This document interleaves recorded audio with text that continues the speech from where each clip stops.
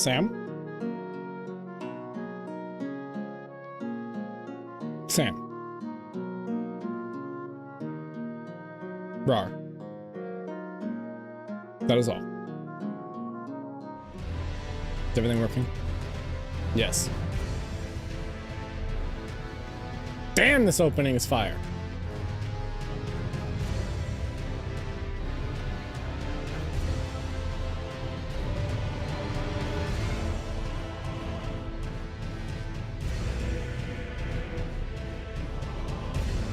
I just want to sit here and enjoy this.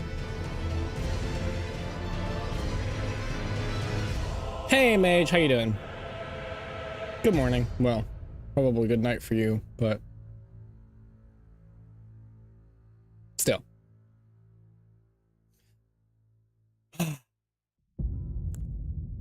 Hi. Hello, Golden Legion. Hello, Lulu. Lulu. I can speak. We're off to a good start. Hey now, how you doing? You're very enthusiastic. That's good to see. All caps. Like this song. Yeah. Hey Lulu, hey Sam, hey Mage, hey Nell, hey MC, hey Matriarch. Hey, Nag, how you doing? Yes, exactly. All caps! All right. So, Elden Ring. It is time to Elden the Ring. We'll make the ring really old. And call it the Elder Ring. Wait, no, that's the Elder Scrolls. Okay, enough of this. This is a stupid bit.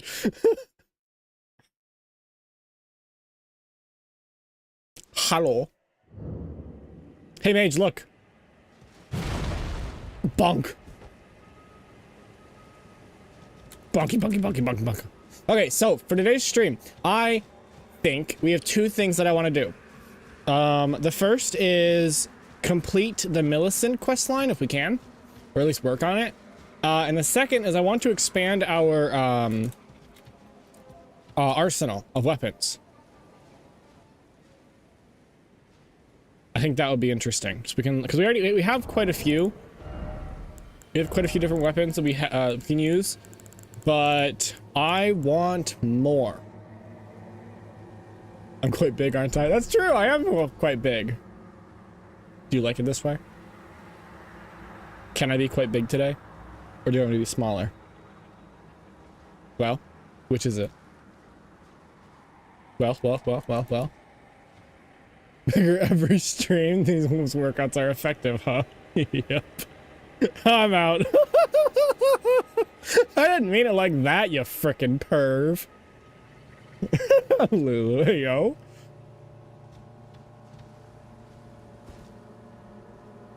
I'm not quite sure how I feel about this shield.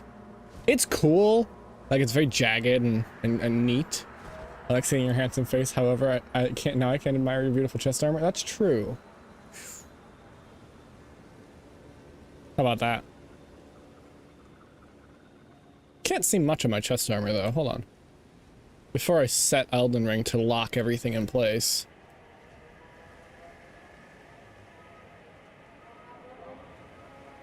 Da da da da. How about that? Armor is the way of the chest. Yes. Now we have both too much handsomeness to handle. Damn, alright. Nice. You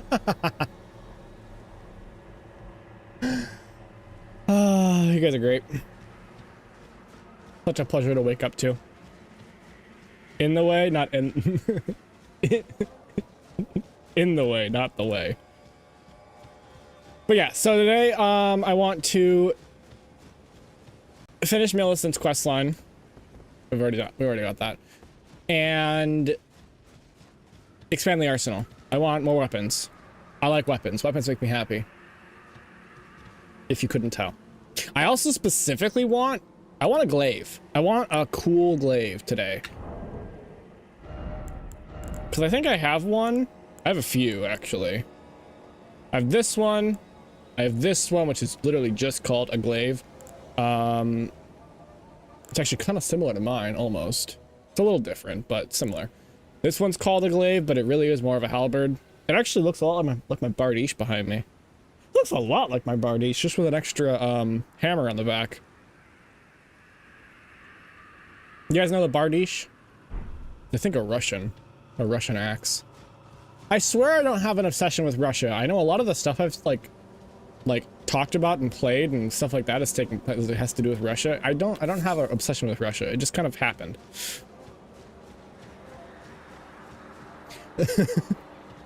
But yeah. Hold on. What are we doing here? We were gonna fight the boss of this area, unless we already did it. We didn't go up this way. Yeah, so how's everybody doing today?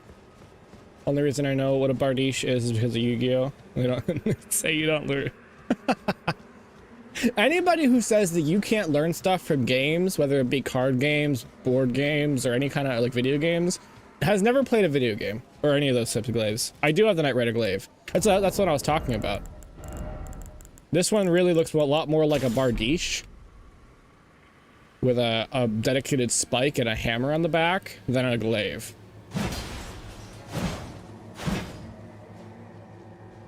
Still alive, you guys? What's up? You alright? Feeling alright? Wanna talk about it? Let's talk about it. Also, wait, did they sharpen the back edge of that? That doesn't make a whole lot of sense.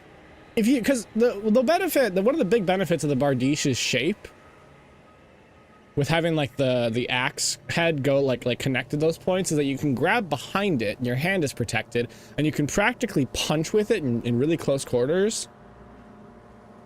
Get some good sleep so you feel all capped out. Let's go. Awesome. That is no good. There's no good glaive beside that one. Oh really? As in like meta wise? Welcome back, Raj. Elden ring. Yeah, it is. I know the glaives are put into the halberd category. What is this one as well? This is just a basic glaive though.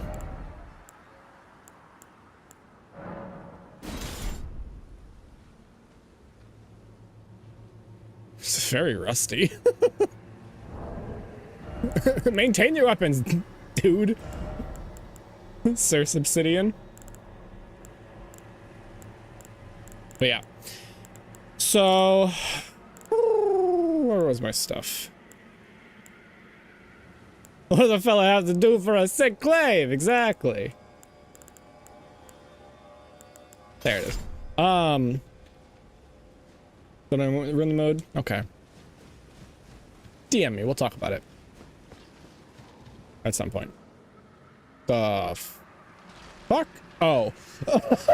Why is that moving like that? Oh, it's his glaive. Oh, hold on a sec. I gotta detach my. Ow! Fuck! Do you mind? Oh, right. Fuck off. Bonk. Bonk. Bonk again. Okay.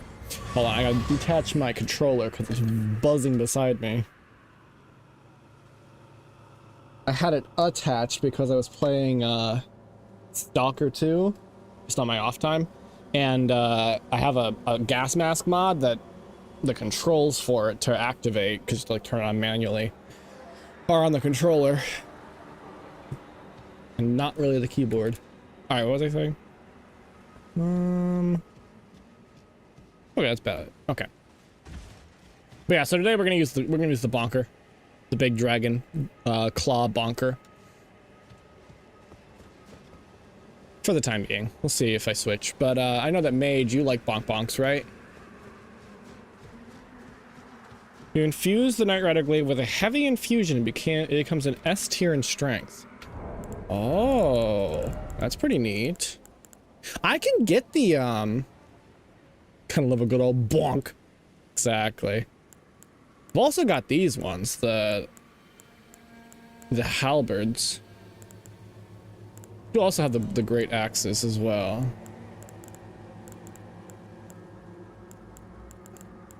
Can somebody explain this to me? Oh, really? That's pretty useful, because those are much easier to attain. But yeah, can somebody explain this to me?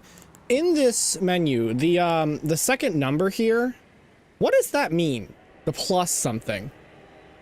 What exactly does that mean? Is that like is that like critical or something? Like the amount of extra damage it does with a critical hit? Because I don't quite understand that. I've never understood that. Bonuses? Yeah, that's what I'm thinking, but I don't know when they affect.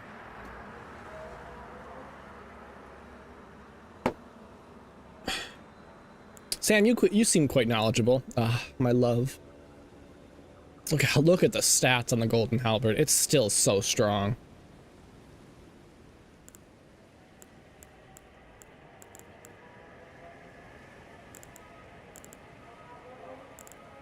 I really need to the funny thing is that to like get any of these weapons to be like competitive with the halberd, I need to like significantly upgrade them. Like, look at that.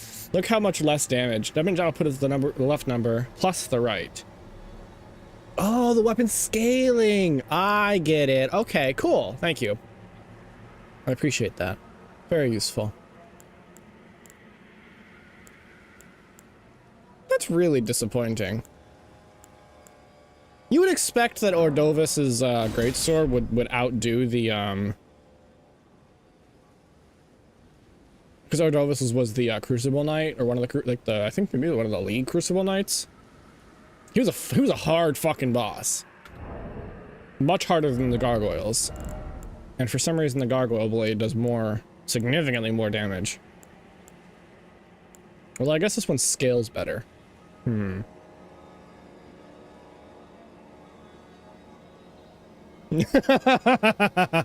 Sam, you seem quite knowledgeable, my love. Oh, that's funny.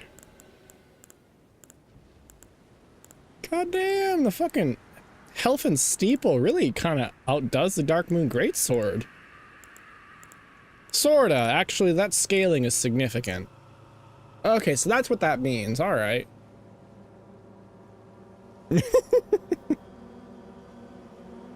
That's funny. All right. Good to know. Impaling thrust. The range in that monster is... Oh, okay.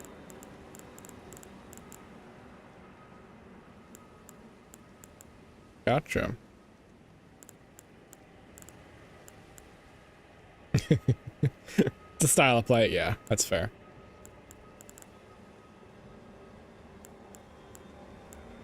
Yeah, that's true. One of the sort of not necessarily annoying things, but one of the not amazing things about like using these like legendary weapons.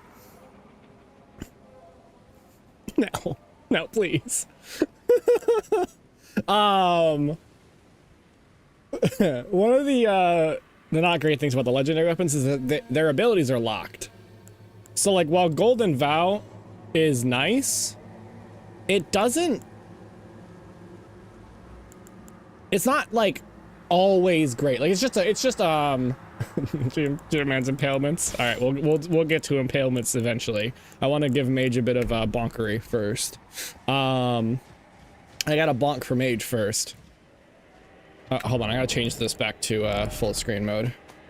I always set it to borderless window to make my thumbnail as well as start the stream so I can affect anything up top, but otherwise I like to have it in full screen so my mouse doesn't go off the side. It was right there, I had to. No, that's fine. We appreciate a good funny joke. I'm calling it a funny joke. You can't stop me. I'm very white now. There we go. There we go, all better. Now I'm orange.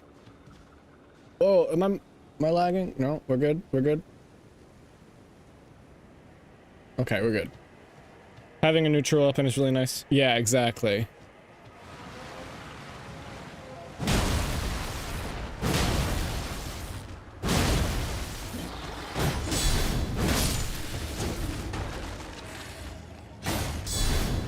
Bonk!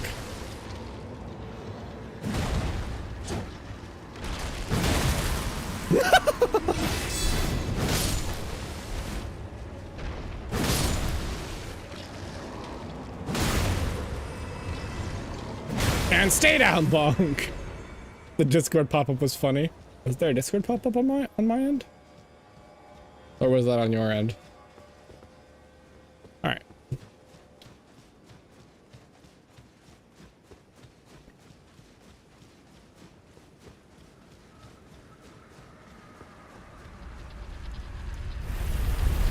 Woohoo! Hehehe! Those give a lot more runes in the Dragon Barrow area.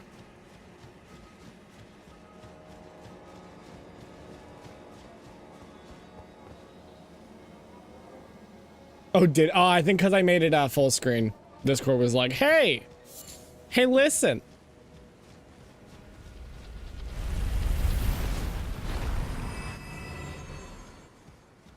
Whoever put these here, I want a word.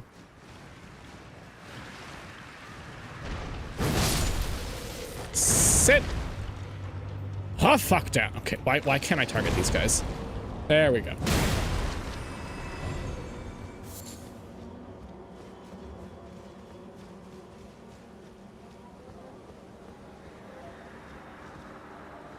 Sorry, I was gonna clean those up soon. the bony boys.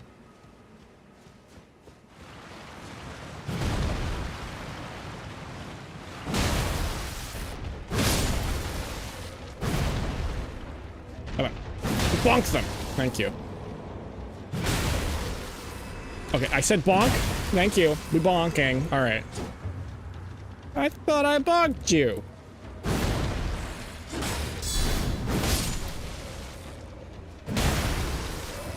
Good. Boys. Yep. So they are. They're bony boys. Ah. Can I bonk?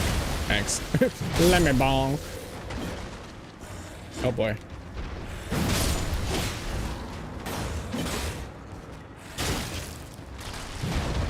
Nope.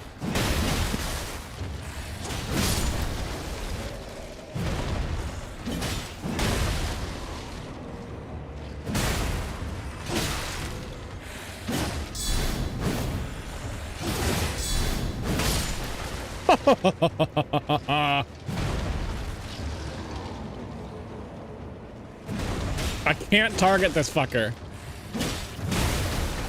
Okay, hold on.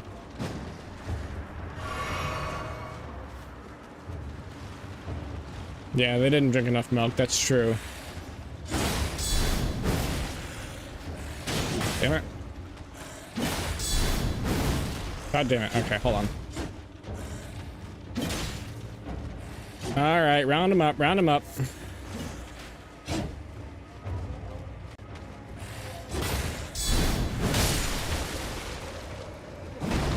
Okay, unlock.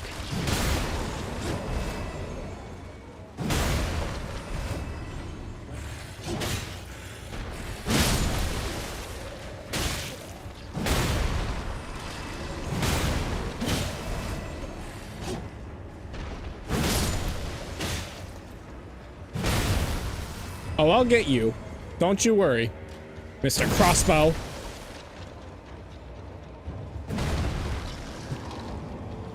There we go. That is right into my shoulder. All right. Yeah, listen to that. Human bone shard. Interesting.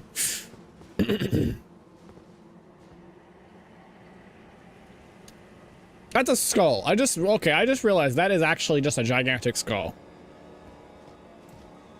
Album art for the Bony Boys? Anyone?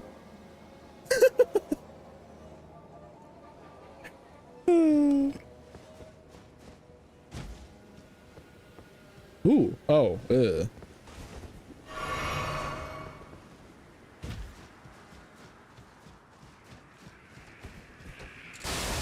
Bonk!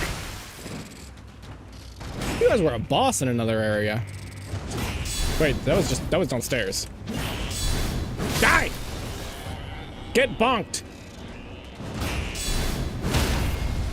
Aw, did you get bonked a little too hard? Bonk. Yeah, look at the little hands. He's quite the handsy fellow.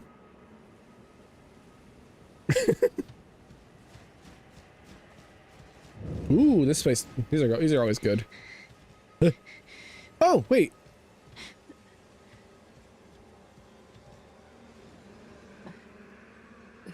Who's there? Well, it matters not. If you are wise, you will leave immediately. My flesh writhes with scarlet rot. It is a curse. Not to be meddled with by man. If you are wise, you will leave immediately. My flesh. So it's Millicent, eh? Ginger waifu. Do you like a ginger waifu, Sam? Sacred Tears, very useful. I think.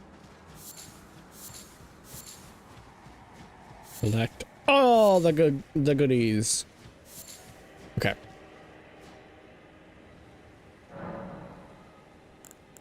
Lovely. More HP, let's go. Touched grass. Well, I guess my character, I guess Sir Sebsidian is actually, because look, he's sitting on grass. He's sitting on grass with his obsidian ass. Remember that joke? I haven't said that joke in an age.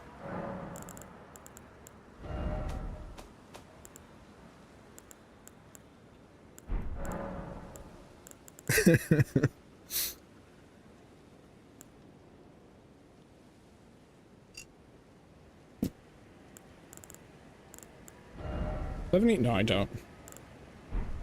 It really is so funny to me how my perception of like a large amount of runes has changed through this like the course of this game.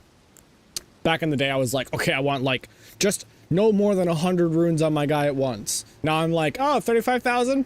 Whatever. That's fine. That's not much.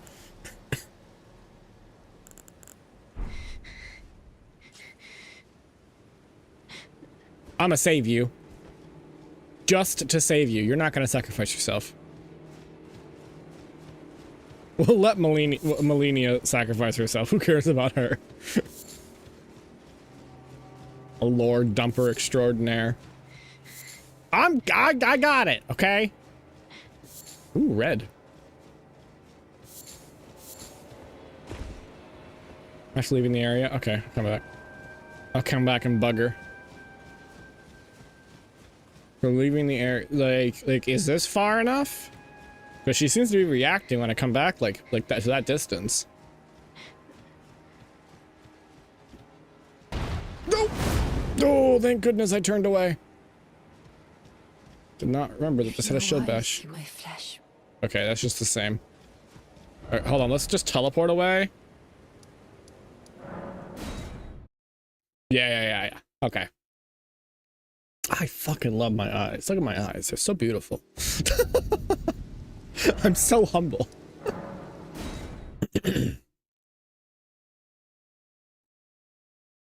So as I mentioned in the... Oh, wait. I'll do this first. Do you have anything else to say? If you are white flesh. Nope. Okay, I probably have to go talk with, what's his face again? Most humble streamer? Oh, yeah. You know it. So, as I said at the beginning of stream in the chat, I didn't actually say it out loud. I plan to talk about some, talk about some stories from my time in Japan, because I think people would like to hear that, and I have no fucking clue how to segue that. Well, I've been trying to for like the past 3 streams and just never had a good moment to do it. Need to go inside first. It's Pyrite story time. Yay! Shut up. Get out of the way. Shut up. Sit down. Ooh, that was 416 damage. Like one of my favorite guns. Which perfectly segues me into my time in Japan. Haha, guns, wait. So, ow, fucker. Ow, fucker. Ow, fucker.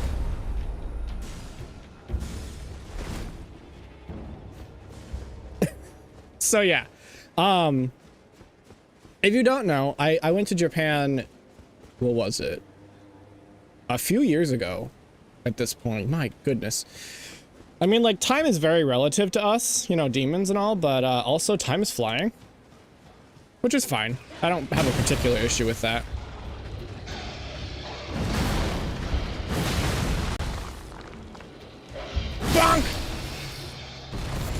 Bonk! But yeah, I went to Japan as on a study abroad trip. Time does not exist after 2020. Yeah, and it was post 2020, so it's been flying. But I went there for 4 months on a study abroad trip, and just to learn Japanese and some stuff about the culture. Before Finland, the reason why I went was because before they had to go to Finland, the idea to go to Finland, the Matriarch and I wanted to move to Japan because of course we did, because we're weebs. That changed after my trip to Japan. It was a mostly, like very much mostly, like 90% good trip, but 10% bad. Like not catastrophically bad, but like I don't really want to live here bad. But yeah, so today I'm gonna just very badly segue into like stories about my Japan trip. For example, hey look, we're on a mountain. I climbed a mountain when I was in Japan. It had to do with the cultural differences. It was very specifically a me issue, not necessarily a Japan issue. I felt a little feared, to be honest. Like, it wasn't like an issue of like, oh, none of them know English. If I was gonna live there, I would be learning their language. That's an absolute. But like when you walk down the street and always note it is the horns. Yes, I mean, you'd expect they'd be more okay with like, they'd be like, oh, it's cosplay, very cool. But no. When you're walking on the street and like every Japanese person you pass looks away, like very obviously looks away from you. I know that they're like a very like shy people, but like it got to a point, especially when I started getting really homesick, that I was like, I feel feared, and I really don't like that. And the other issue was the work culture. I do not like their work culture whatsoever. But those were my reasons. Those are my reasons for not wanting to go. Not wanting to live in Japan. Visiting it, great. It was awesome. My first, like, I want to say 2.5 months. Yeah, 2.5 months were really, really good. Food, amazing. The sights, the environment, like nature. If you like nature, if you have any amount of an interest in nature, Japan will be a wonder to you. It is a freaking like, there are so many different biomes in I say biomes. It's an accurate statement, but it just sounds weird because of Minecraft. There's so many different like biomes and like stuff like that. Like the mountains are gorgeous. The rural areas in Japan, the paths through forests and like up mountains are absolutely amazing. Is Japan a Minecraft server? I think so. I think Japan is a Minecraft server. My childhood friend who lives in Japan now also said that. Very nice to visit, not to stay. I also wanted to go to Japan. They don't like much foreigners, and their culture and work culture is too much. Yeah. I don't want to say too much bad, but the work culture is an absolute no for me. It is oppressive. But it's to be objective and fair, it's a very collectivist society. So like individual gripes, which for a person who is experienced only American, the only human culture that I've experienced is American culture, which is hyper individualist. It was a bit of a shock, which, you know, culture shock and all that. Do not expect yourself to be immune to it. Immune to culture shock. It will get you in the end. What is Brazil like? I actually don't know. I know we have a remarkable amount of Brazilians in the chat. Not a bad thing, by the way. A very good thing. I'm very happy with it. But yeah, what is Brazil like? Is it more collectivist or individualist? Because all societies are like it's like a spectrum in that regard. Like there's always like a kind of more collectivist, more individualist, somewhere in the middle. I'm interested to hear. And actually, any society in the chat, any culture in the chat can chime in. I'm interested to know. Individualist, but it's also a spectrum.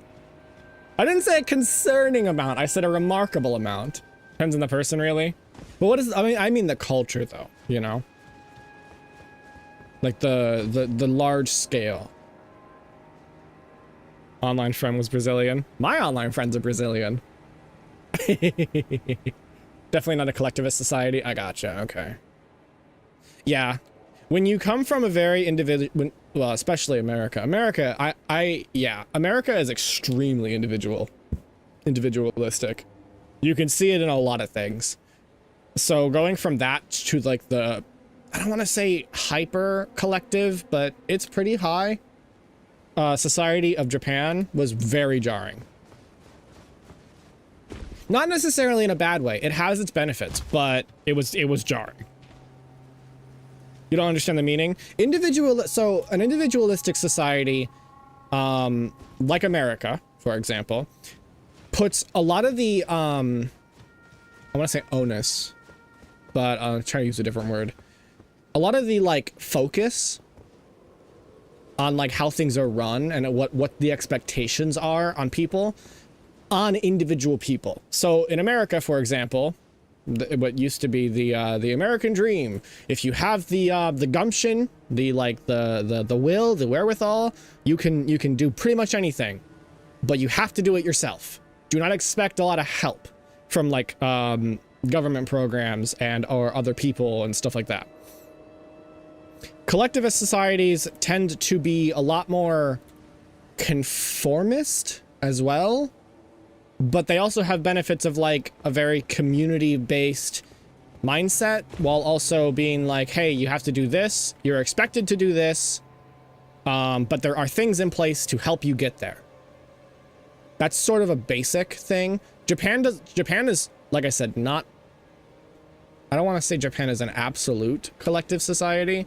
It's more collective, considerably more collective than America.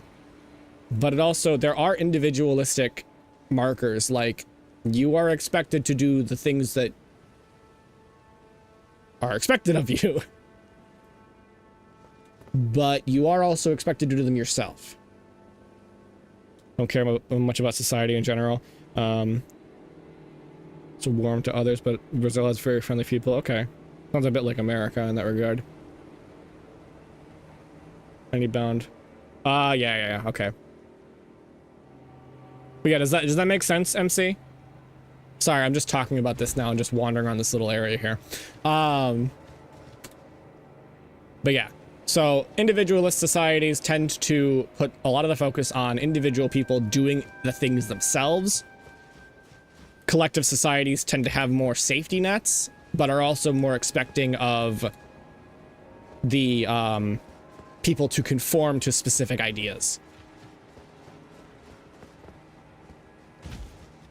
That's sort of the idea. Collective as in like a group of people. Individual as in like individual person. Family first society, like family first, then the individual, then the collective. I could see that, okay.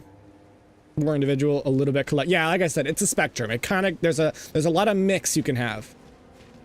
But yeah, like in America, you don't expect to ever have like help.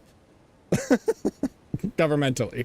It's there a little bit, but a lot of the society pushes against it. But on the other side, you can pretty much do mostly whatever you want as long as it isn't illegal. Whereas like in Japan, the Japanese have a big don't stand out culture. Whereas in America, if you stand out, okay, maybe someone will look at you weird, but we're not gonna like shame you for it. We'll just ignore you. Without a guide. Okay. Understood. But yeah. Thank you for coming to my TED Talk. Let's talk to this guy. We'll continue talking afterwards. I have awaited your return. Hello! The needle is repaired. Now it will forestall the rotting sickness, I'm sure. Oh, yes, yes. Give it to the girl, Millicent. Of I course. will reward you in kind. Oh, thank you. Millicent rests at the church atop the cliff beyond Celia. The town Yes, I found it. Oh. tended to by the witless pests who worship her, or rather her rotting sickness, as a god. A wretched fate, indeed. The poor girl, she never wished for any of this. Yes, Nag, I know. So, can we trust him? Do we trust him? Do we just go up there and give it to her? I assume we do, but, yeah. But here, if you ask for help on the streets, if you're feeling everyone comes to help you, that's good. That's an ideal situation to have in a society. Yeah, Japan's a little weird. I think you probably, if you were to stop somebody, if you were able to get them to stop, you would probably get them, they would probably help you. At least in giving directions, and assuming you can speak Japanese. In America, the same thing happens. If you stop somebody to ask them for directions, they'll probably help you. And Americans are known for being, like, friendly. But I wonder, my experience with American friendliness is more that it isn't so much friendliness as much as they don't really care about, like, telling you about their problems. It's more openness, I think.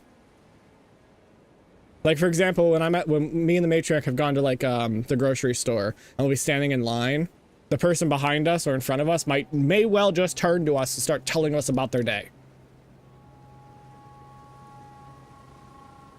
There's a lot of people, who would try to scam foreigners, rob you. I've heard a lot about that in, like, a lot of different places. So, yeah. Yeah. Having strangers to help you with, without asking is, wholesome, but I'm not used to it, to that will, yeah. Netherlands, they are actually very easy with tourists because they're just too used to them. Yeah. Yeah. Hello. So everyone, are we giving her the needle? I could have worded that better. If you are wise, my flesh writhes with... I assume we are. I don't see a reason not to. Do I trust that guy?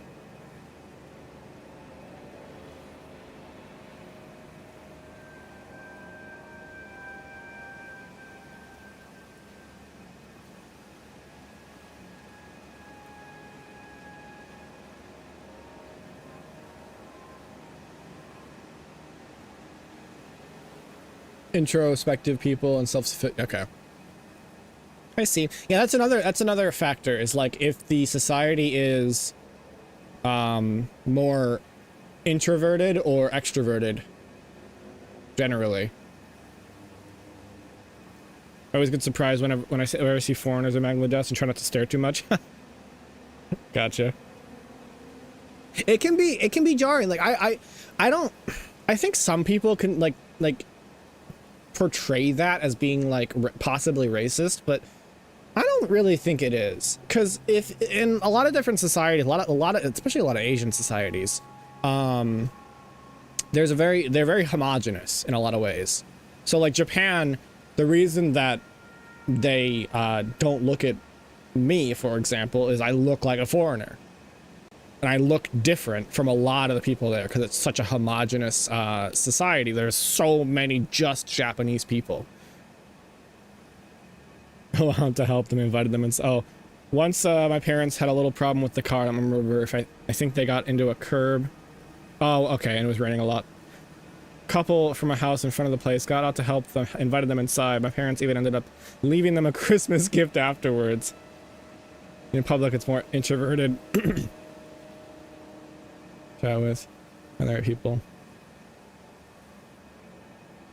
Yeah. Well, I mean, being introverted doesn't mean that you're unwilling to have conversations with people. It can actually, definitionally, introverted just means that you don't gain, like, what is the word? You're not energized by people's company so much as you need your own personal time to recharge afterwards. There's a difference between introverted and socially awkward. But a lot of times they get pushed together. All right, I'm giving her the needle. I could have worded that better. You ask that I stab myself with the needle. Yep. To quell the scarlet rot. Yep. But how? You just jab it in there. Never mind. I've decided I would rather trust you than simply continue to spoil from within. You got this. Would you mind averting your eyes for a moment? Yep.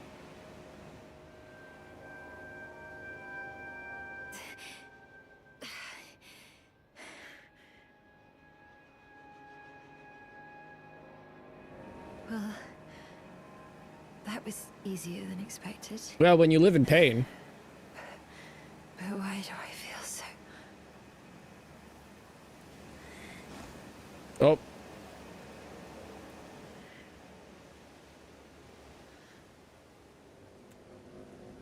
I don't know if we should have trusted the old man.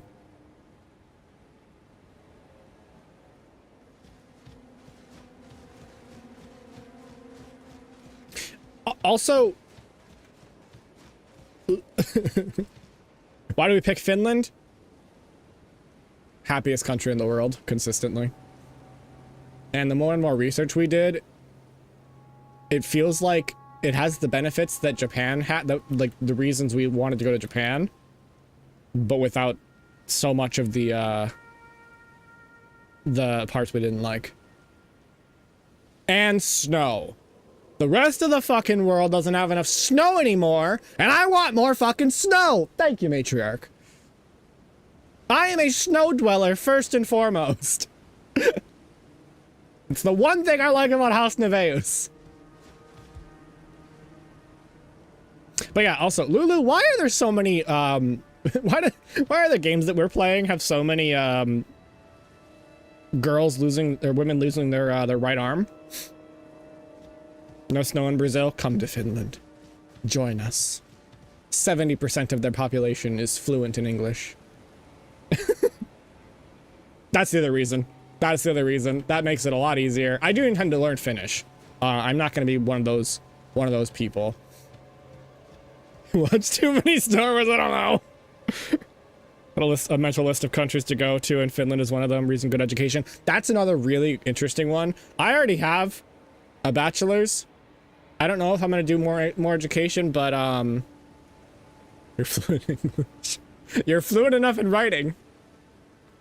If I can survive in snow. Just bundle. Layers, my friend. Make like layer 8 and put on 8 layers. Okay, let's go chit chat with Mr. Not sure if I can trust him.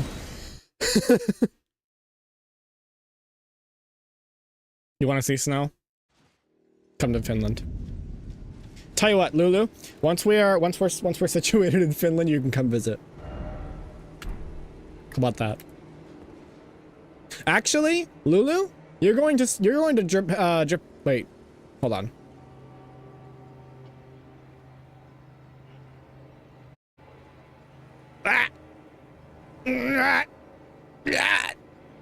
Elden Ring! Please! Ugh. Let me out! Let me out! Okay, hold on. Ugh. It's so hard to get out of Elden Ring.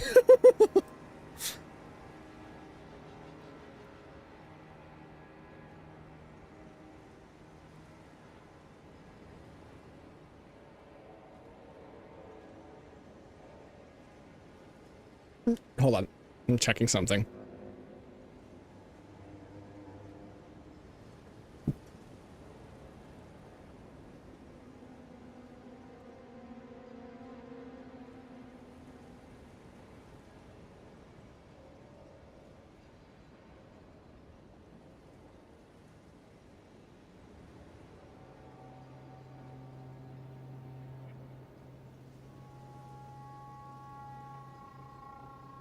Yes, he did. He got his treats.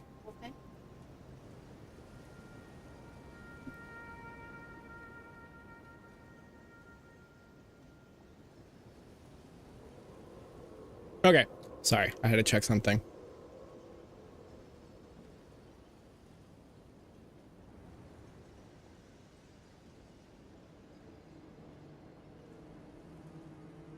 RIP CPU? Yeah. No, Elden Ring is in full screen, and whenever I tab out of it, it has an aneurysm, so it's gonna happen again. Prepare yourself. Wait, it didn't happen. What the fuck? Ah! Ugh. I'm in my way now, and I hope you have a amazing streaming day, Pirate. Yep. Have a good day, Dag. Good luck in your endeavors. Go forth and conquer the world. Matriarch said goodbye too. So, interesting fact about Japan. It has some of the heaviest snowfall in the world. And also some of the hottest summers. Not really. It has very hot summers and humid summers too. But, yeah, Japan actually has some of the heaviest snowfall, especially in like the northern regions, but it's because of fuck off.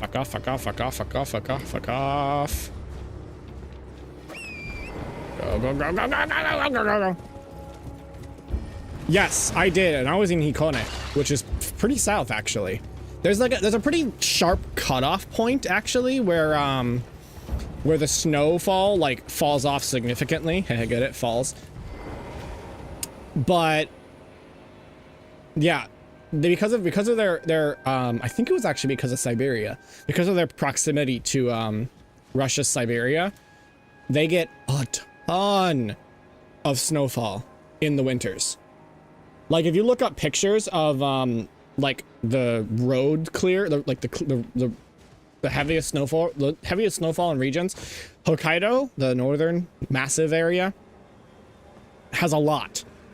Like it's like many meters of snowfall on average, and it's very, very impressive. Hokkaido even I don't know when, but Hokkaido even has an ice festival, I think it is, where they have like massive ice sculptures, and it's like all like ice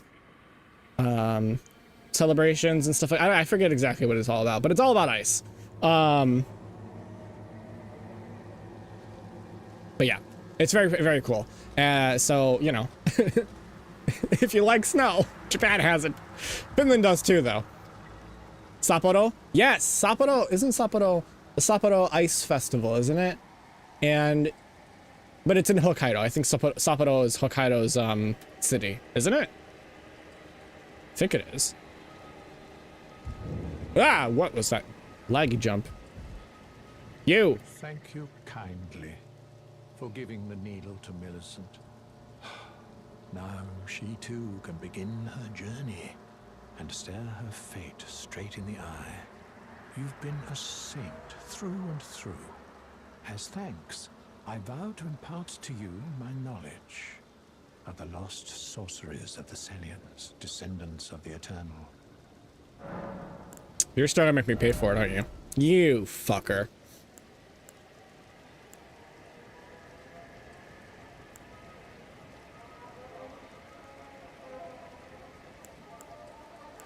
I don't know if these are worth it. That one might be, actually. Maybe. I don't know. I don't know about this.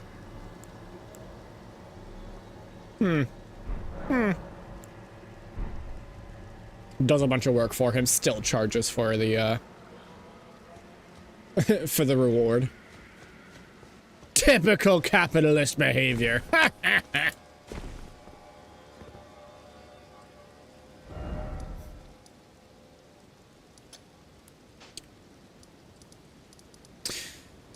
Well, now what? What's going on with Millicent then? Sam, guide me. Guide me on your waifu. Wait. Oh, she's awake. Oh, she's like pulled her hair back. Look at that. Very cute. Skin's a little sickly, but you know, you're good. I hoped to see you again. My apologies for when last we met. I fainted before I could even thank you. Everything is as you said. Since inserting the needle, the scarlet rot has ceased to writhe. Yeah, gold's Even pretty the pretty cool. nightmares have abated. And now, though I can scarcely believe it myself, Scarcely. I can move as I please. Not that I could ever truly repay you. I like that word, But scarcely. I would like you to have this, by way of thanks. A token though it is. Ooh. Prosthesis wear heirloom. Favorite food in Japan? Oh, there are so many. So one thing to know about like food in Japan is that dexterity, okay, cool. Is that Japan is known for like it's like very fit and, well, maybe not necessarily fit, but thin society. Like they're not, their obesity rate is very low, right? That I think is on account of both personal discipline, but also, and like it being a collective society and obesity not being very accepted, but also because the groceries you can get, like the at-home food you can cook, is quite generally quite healthy. The food habits there are generally quite healthy. However, one thing to know is that the food that you get if you eat out, like at restaurants and stuff like that, what is that place? I want to go over there. I have been over there. I'm dumb. That's where I went to fight Radon. Never mind. ADHD incarnate. Anyway, is that the restaurants are about guidance. Your free trial has expired. For further guidance, consider our Wintertide Premium Plus plan. What the fuck does that even mean? All right, where's the payment information? But yeah, the restaurant's food is made to taste good. So it's not necessarily healthy. So you have to be a little careful. Come on.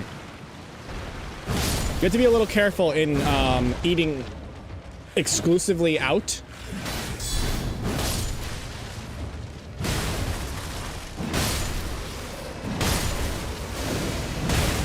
I'm gonna bonk all of you.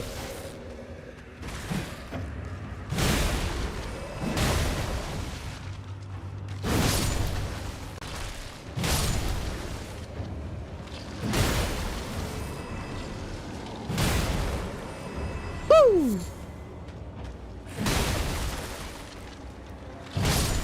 Konbini foods like sushi and onigiri kind of healthy though. Yeah, ish. It depends on which one you get. So one thing to consider with rice is that rice is a lot of carbs, I think. It's generally not that bad for you, I think. Ask the Matriarch, she knows more. But, that is a very red sky. But they also have a lot of, like, bread options. Polm, I think. And those options are very tasty, but also can like rack up carbs very quickly, you know?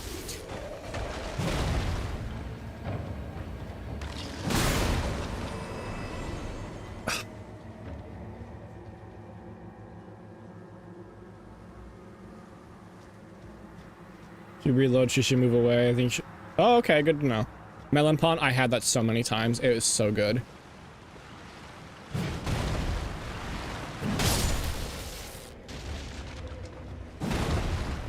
Oi. Thank you. Okay.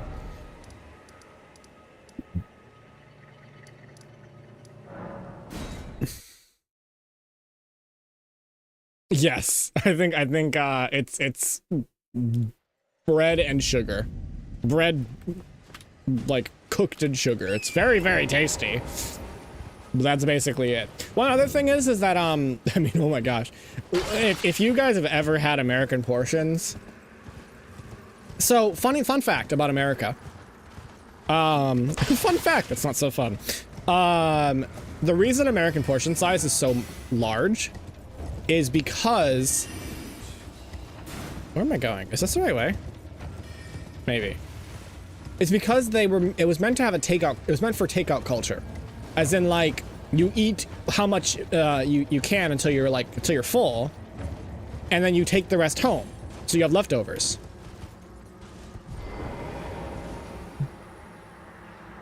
But that requires discipline and like not eating everything in front of you. And Americans don't really have that anymore. And so as a result, portion sizes have just become what people eat in America, and they've just gotten bigger and bigger and bigger. Exactly. So that's why portion sizes in America are so massive now. Whereas like in Japan, the portions are fucking tiny. Which is another reason that their country is not massively obese. Fun facts that are not so fun. Oh, hello again. Hello again. Something about this place felt familiar to me, so I decided to pay a visit, hoping to find someone here, but I've only found emptiness. Perhaps before my departure, I needed someone to say farewell to. Farewell. Well, never mind that. I must focus on my journey, for which I have you to thank. I like her eyes, like golden. Strong. What do you plan to do, Millicent? Also, can we get you like a new outfit? You're a little stained. Look at those. Look at those eyes. Those are some cool frickin' eyes.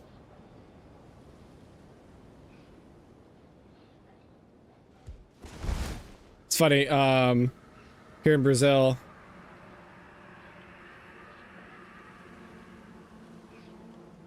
it's like our portions are also very big. Have you had American portions?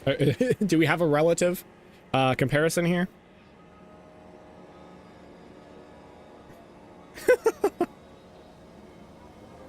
Beyonce came to visit. Yeah, I was gonna say, do we have a comparison? Yeah, for sure.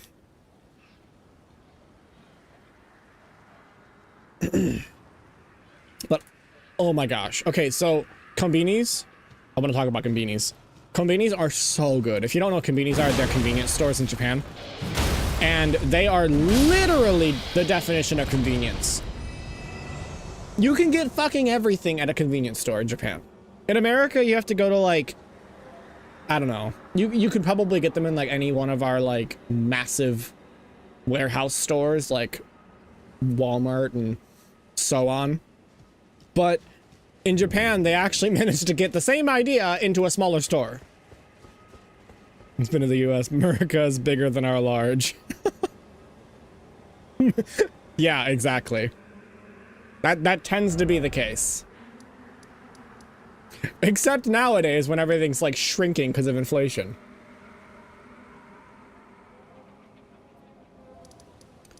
Okay, now... You know, at times like this, I do wish this game had like a little bit of a quest log. If I teleport away again, will she go away? Or do I need to keep talking to her? Well, I must. Okay, she's already done that. We were gonna get in shape because of inflation. I know, right? I'm gonna get in shape because of starvation. I mean, what? I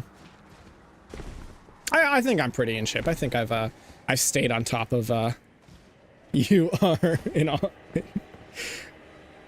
There, Millicent will move. Gallery will return. Why did he leave? He's like, oh no, woman, run away! Thank goodness she's gone. Fuck off. Did you hear that guy like moan? He's like, oh. Fuck off, fuck off, fuck off, fuck off, fuck off, fuck off. Ow!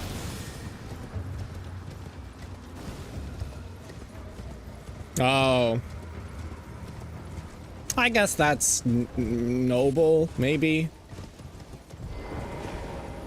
Hey, I love how he even took his chair with him. He's like, I'm gonna go sit somewhere else. He's just around the back. Imagine he was just like sitting back here, just like, oh, she shouldn't know. Pirate, you should do a horror mod versus Ben 10 mod stream and try to speedrun Minecraft. I don't know what a horror mod versus Ben 10 mod stream would entail. MC, to be honest with you. But yeah. All right, gallery. Oh, no. I've been playing too much Stalker 2. F is the interact button in Stalker. Please make certain that little Millicent goes Little Millicent. Like her mother, she has the stuff to be a great warrior, but commands only one arm and is yet preciously young. Oh, you noticed, did you? Of course I did. I'm Stalker. I mean, what? Millicent did visit this hovel of a home. It seems the memories eaten away by the rotting sickness yet remain, but faintly. However, she has no need of me anymore. No, she must embark on her journey and stare her fate in the eye. I mustn't impede. As I've aged, I've found the best way to aid the young is to be forgotten. Damn. All right, dude. All right, well, I guess have a good life. Also, repair your fucking roof, dude. You're getting rain down. That can't be good for your old bones. Altus Plateau up here.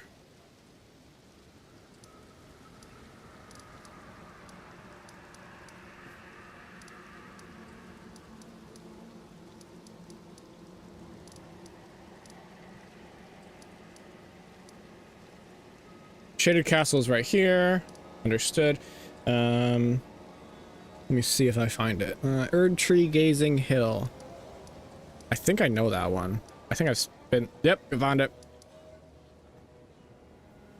Northeast of the Erd Tree Gazing Hill, Site of Grace, Altus Plateau near... Okay. Found it! Another thing, though.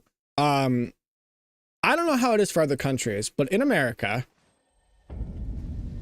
what you see on a menu largely is not what you get in like when it comes to like food and stuff. So I think it's pretty notorious nowadays for northeast. So probably up here. Here she is. Prosthesis? I don't know. Thought that was normal. In Japan, it tends to be the complete opposite.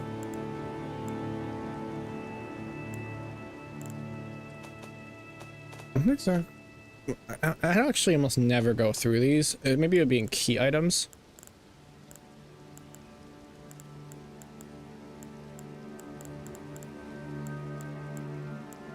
Little Rani. It's about, usually it's about the exact same as the pictures. But yeah, pretty much. Like, Lulu, I sent you a picture, right, about, of a parfait that I had in Japan. The picture was identical to that. It was identical.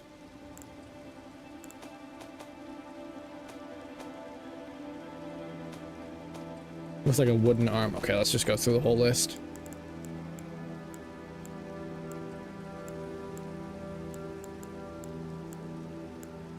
To be fair, I haven't gone through like the entire shaded castle, so if I need to go there first, that'd be fine. It looks so good. Yeah, it was pretty good. It's ridiculous. There's so much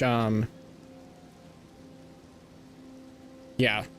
It's ridiculously good. I think one thing I was very happy about when Tequila didn't like mini Ronnie. Yeah, I don't think I have it. I haven't gone through the entirety of the shaded castle. I got kind of annoyed with the poison. I assume it's in the shaded castle then. Yeah, okay, you said that. All right.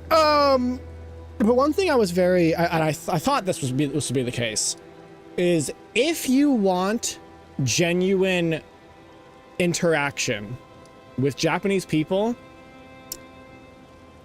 I would recommend rural areas more, to an extent. I think you can probably find it in like the cities, but like I feel like the tourist hotspots, you're more likely to find people who are used to dealing with tourists, who don't necessarily care about the Japanese like culture and stuff, which, you know, imagine a person coming to your country and like not giving a hell, like not giving a damn about what like your country is, but just wants to, I don't know, just wants to enjoy their own like personal invention of your culture, if that makes sense. But only if you can speak Japanese. So the more rural you go, the less English they'll speak in general. I don't know. I think I met, of course, I knew a couple Japanese people who spoke English, sort of. But most of the ones that I knew that spoke English in the rural area of Hikone were, they were from the actual, like, the English association that, like, from the school that I was going to. So they had to speak English. By and large, they didn't. Like, at all. Which I'm not saying they have to. It's not, I don't really feel like it's necessarily on them to learn English. I think that's a extremely, I understand the push for it internationally, but I feel like part of me is like, that's arrogant of the English world, that the English world pushes so hard on other countries to learn English when America can't even be bothered to learn any other languages. But yeah, so you're not likely to find English. You're even less likely, I think, to find any other languages, barring like other Asian languages. You might find other Asian languages in Japan. That seems more likely, but yeah. They have no reason to learn English, do they? Actually, it's part of their curriculum. It's a core part of their curriculum. So at least a little bit, everybody learns it, but I think a lot of them don't take it very seriously, and so as a result, and I think their English curriculum's pretty broken.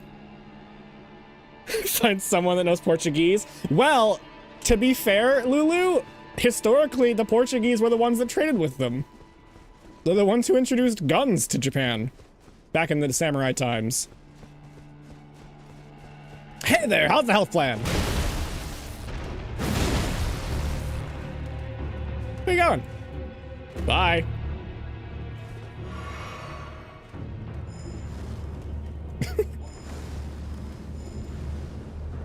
Kind of Brazilian tones. Yeah, it's kind of forced, to be honest. So there are, I mean, the English population, the English speaking population in Japan is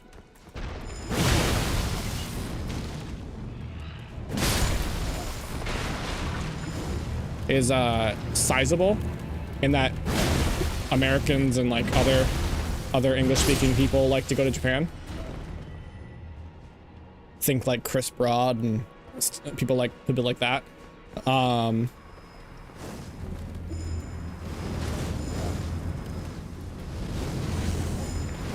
Die! You fuck! King! Asshole!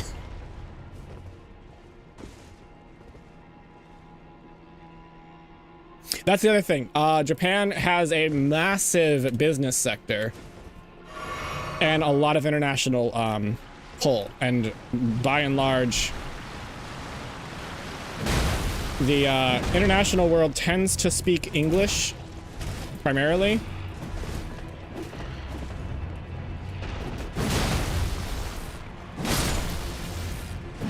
So it behooves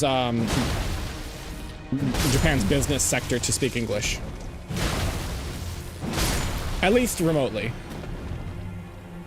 You're into your country, I see. Oh, he's dead. Okay. Why am I just... What the fuck? Oh, there it goes. Okay, I had my poison was just going up. A place a lot of Russians live in Bangladesh. Oh, I see. Where's the Esperanto gang? Esperanto? Educate me. What is Esperanto?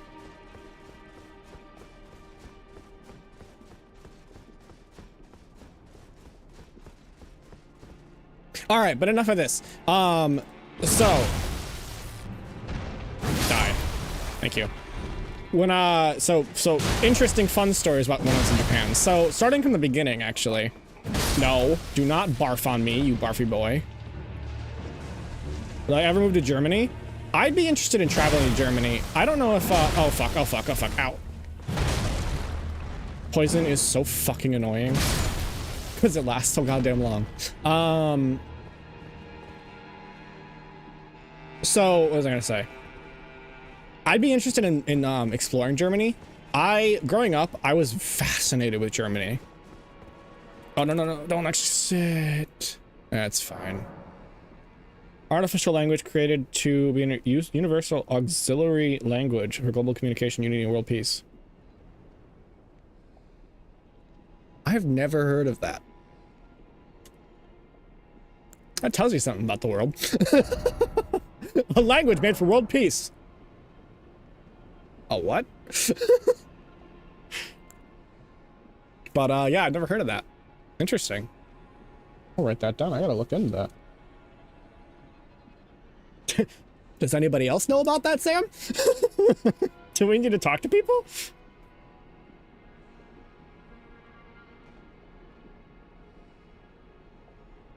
Esperanto. How much, so the reason I'm not interested in moving to Germany, is because work culture, I think. That's my, I think, gripe with Germany, primarily. Like, I love the German language. I absolutely adore that we have Germans, German regulars. And barring the low points, I love German history, but, yeah, that makes sense. Why would Americans want another language and be in place with English as a universal language? I mean, Americans can't even stand Spanish as like a secondary language in America, despite it being massively spoken. So, not all Americans, but a number of them. How much money do you need to move to Finland? So it depends on where you go, but the actual, like, the amount that Finland requires you to be making monthly, how much is it? It's not very much, compared to a lot of other places. Matriarch, are you still, there it is. Yep, that. Yeah, about $1,500 per month, which that's not that much, all things, oh shit. Compared to a lot of other places, I think. And unlike America, Finland's housing market isn't completely broken. So buying a house or renting is not completely destructive to your wallet. Actually don't know where I'm going here. Is it like a hop puzzle? I don't know.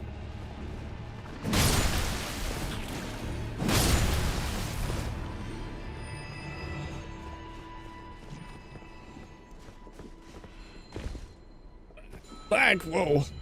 Let me just load. Stop it.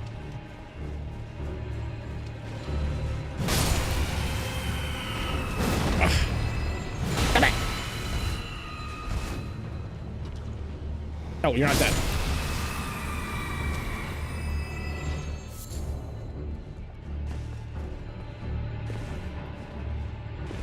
But yeah, the other thing with Japan that is absolutely fucking amazing, but to be honest, to be fair, also kind of ties into the work culture being the way that it is need to have enough education for making 1500s. Yeah, that's true. Oh, what a face.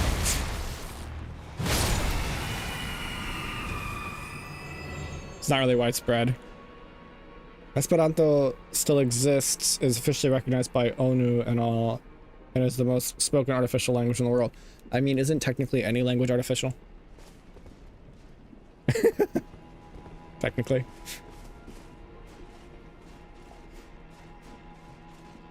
But, what did I say? Oh yeah, everything works in Japan.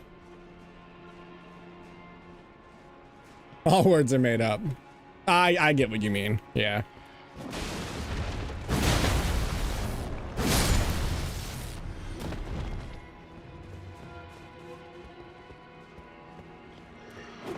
Oi. But yeah, everything just kind of works in Japan. Like, by and large, and though I did experience trains that were delayed, but by and large, like, trains are on time. Public transit is clean.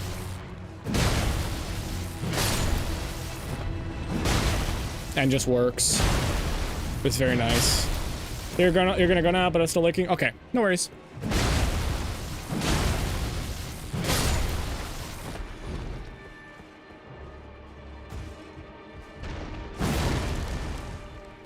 And also they have really good public transportation.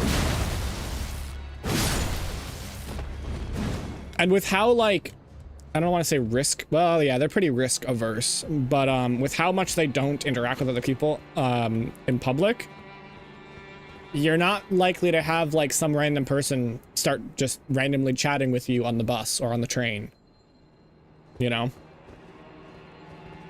Which is definitely something that can happen in America. And if you're not into that, it's a bit of a turnoff. How do I get up there? How do I get in there? Ooh, Grace. Oh, Gaijin hunters? That sounds familiar, but no.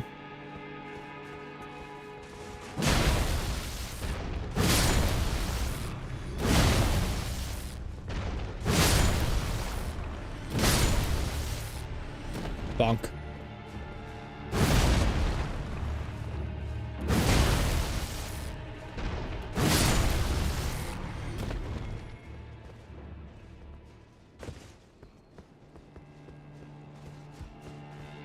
Oh! I get you. Yeah, I experienced... How many of those? Yes, and especially it's especially funny because most of the time that ends up happening, holy crap! Computer, are you doing all right? Yeah, you're all right. It must be just this area. Okay. Yeah, most of the times those sorts of things happen. You as the foreigner are trying to practice your Japanese with them, and they're just like, "Hi, no, we're gonna talk in English now."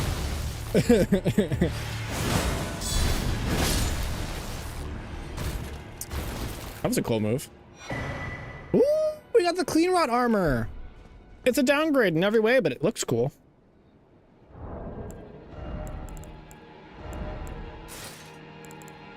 Oh yeah, it is a massive downgrade in every way. Look how thin look how thin a character looks now. Damn, he looks cool.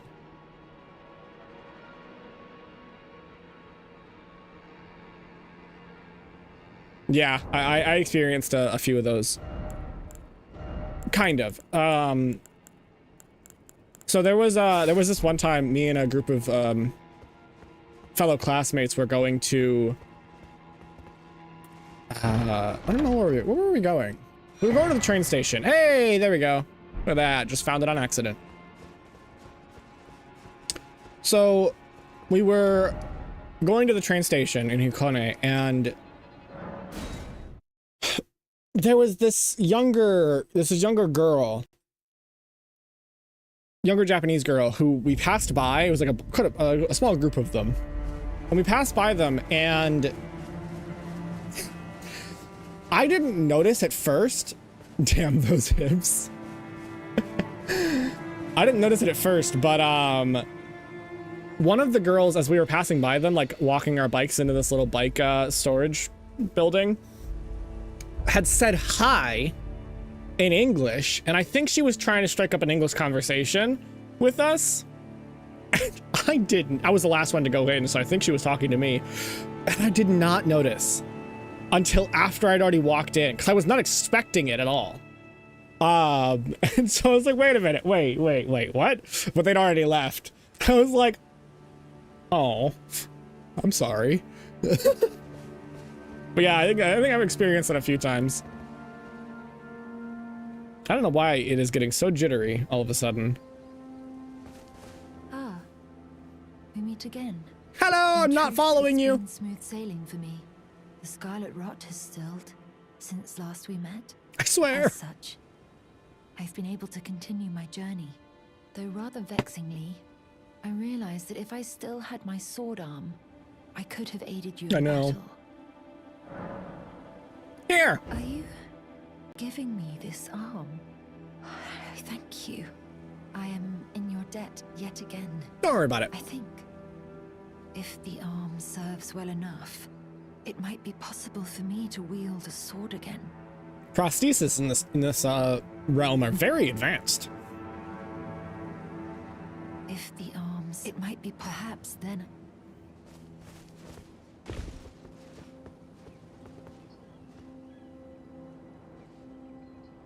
But yeah, so when I arrived in Japan, first of all, it was like a 12-hour flight across the Pacific. It was first across the US into Canada, because I took a Canadian airline. That was lovely, by the way. And then flew across the Pacific, landed in Tokyo. Fuck me, that was stressful. No, I didn't know enough Windmill Village. That is there, right? I didn't know very much Japanese going into it. I knew a little bit. Like I'd been like reading like human Japanese and stuff, but I very clearly didn't know enough. And I knew that. I knew I lacked fundamental knowledge of like the grammar and stuff like that. But trying to get through customs, like their customs, was very difficult. I'll read your message in a second, Sam. So I have to go to Windmill Village. Got it. It's up here, isn't it? I think.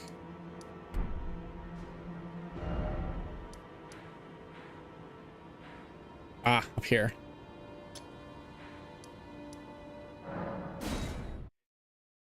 It was very difficult.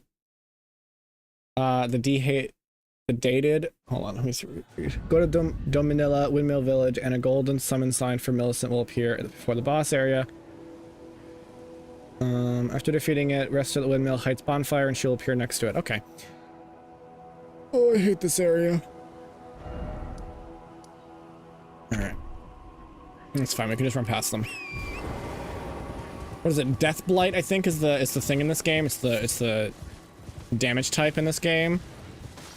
Is definitely my most hated damage type. And these guys are Death Blight.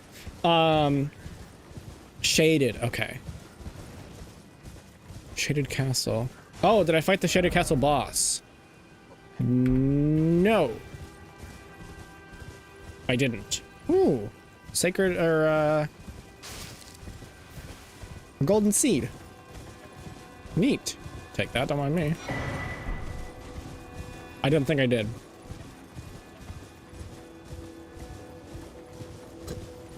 But yeah, so when I arrived in Japan on the customs, first of all, it was still the tail end of COVID. The scary C word. Okay. I'll go back to do it later sometime.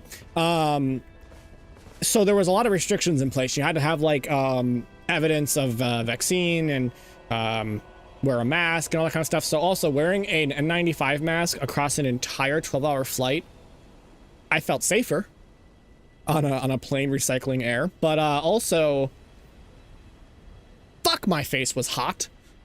That was a very sweaty mask. I wore a mask the entire time though in Japan. That was another thing that you'll experience. I don't know if like, I know American culture hated masks.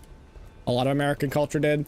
I didn't care, especially considering I wanted to at that point move to Japan. So I was already aware of the wearing of masks, and I fight in a helmet that looks like this.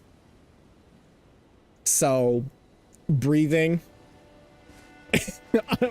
in restricted settings is not a problem for me, but the heat of the mask was annoying. But yeah, so anyway, I arrived in Japan, I arrived in customs, and I had forgotten something. I hadn't completed like some form to like fill out to like claim any like thing that any food and stuff that I was bringing in. And I didn't know that I needed to, and so there was this I was stuck at this little kiosk trying to push the button, and it kept saying that I was missing something and I didn't know what it was. I asked for a Mordekaiser helmet, cuz.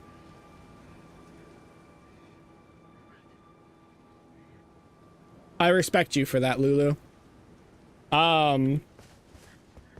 Heck, I even ended up wearing 2 masks in Japan. I had an N95 as well as a like a fashionable thin mask over top of it.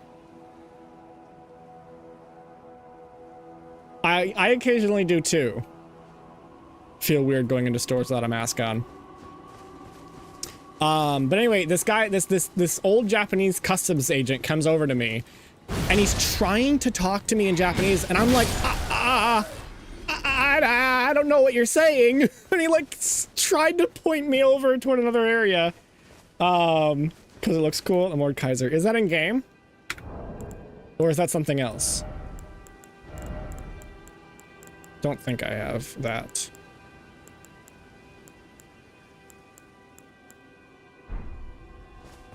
I have no recollection of the subject you speak. Welcome in the cloud. We're talking about my trip to Japan a couple years back. Ah, laggy. Just for spaces, but a mask makes no difference. Yeah. I mean, for one, you are still less likely to get sick.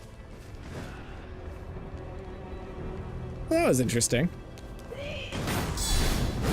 These seem like a lovely people. The way that they're running with their arms down at their sides is very concerning. Oh, lovely, a human bone.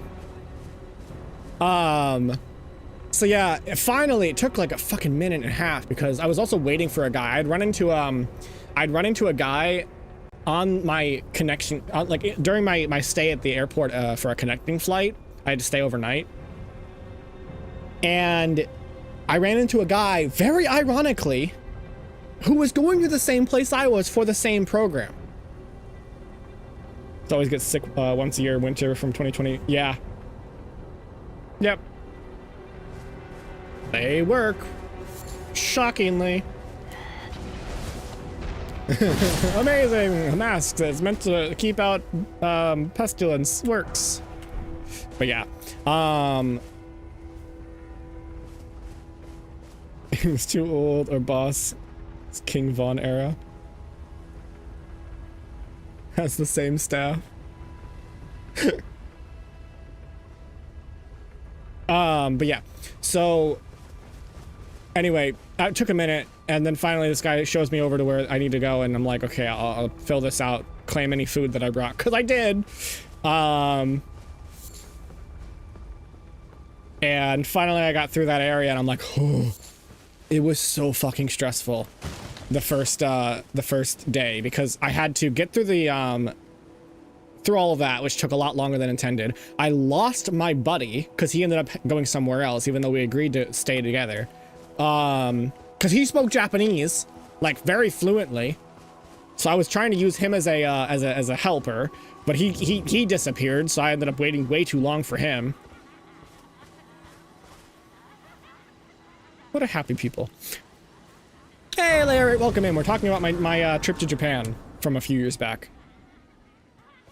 And then after I finally got through the customs area, I got into like the main concourse of the airport that I arrived in. I forget which one it was. And I then went through the absolute headache of trying to get my phone to work, because you need data. International or a Japanese plan to have data in Japan. So they had this little like vending machine that gave SIM cards. I got one, plugged it in. It didn't work at first. That was stressful. As is customary. Thank you. Thank you. Leia Ray, did you see the title? Did you like the title? Did you get it?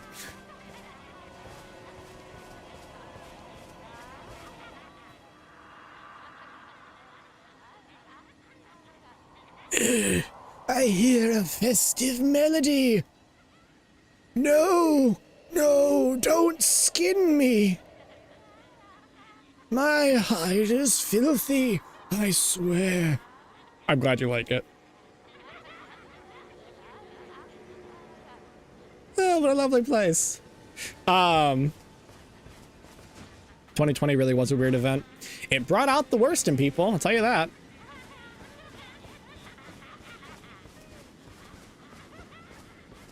This is insane.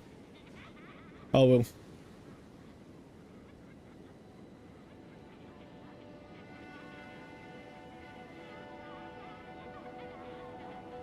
Yeah.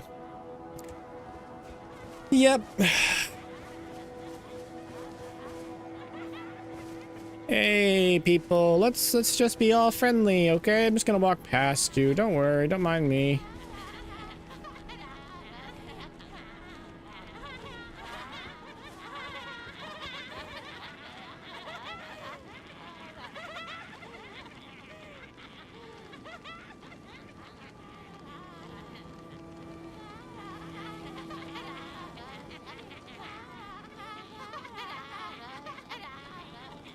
Hi, Elk. Welcome in.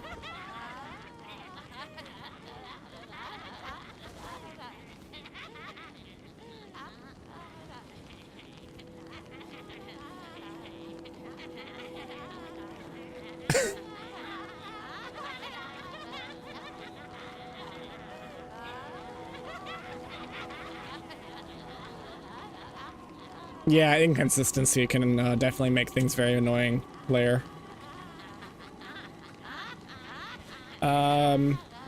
Don't mind me skinning people. That sounded different that I meant for it too. So don't worry about it. I'm just gonna pillage this person. Oh look, that's light. That's lice. That's nice. You just keep spinning.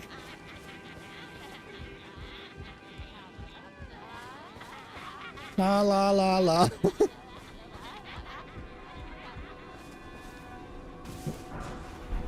So what was I saying? Punctuation can save lives. Lice Pyrite, yeah, that's true. Goes from. Oh boy.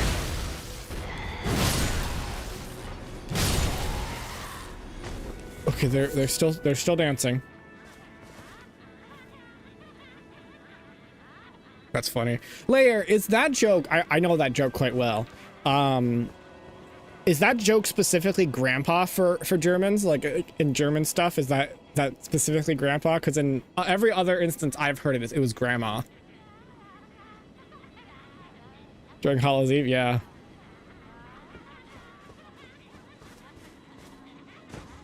Customs, right, yeah, so I got through that.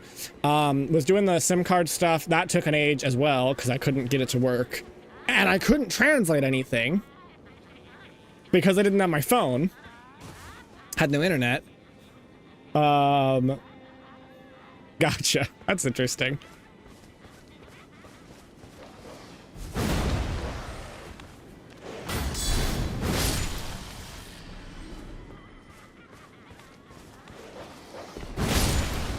Sorry, I'm killing things.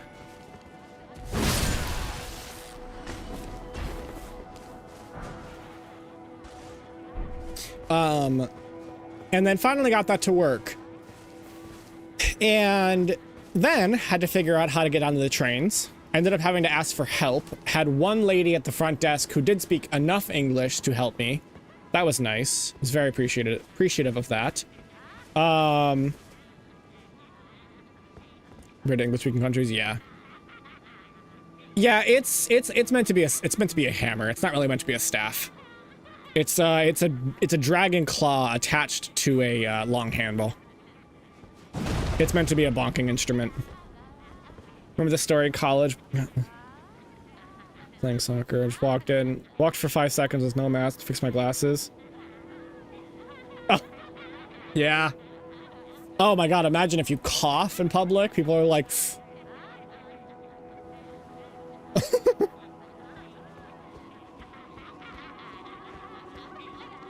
Yeah, you all just stay nice and happy, please. Oh no. Oh, fuck. Oh, they are all red eyes.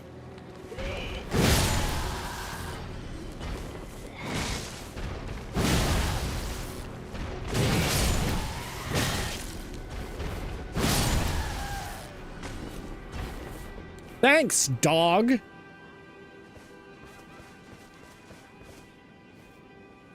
Yep.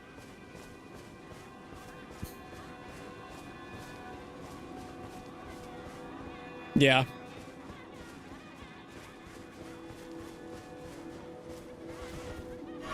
But anyway, so yeah, I got through that. Ended up asking for help when I had from the front desk people. I was asking how to get to what was it? I asked basically how to get to Hikone Station from that place, and she's like, "Oh, you go down there." Not accented like that. I'm just describing the situation, but she told me how to get down to the train station, which was actually underneath the airport.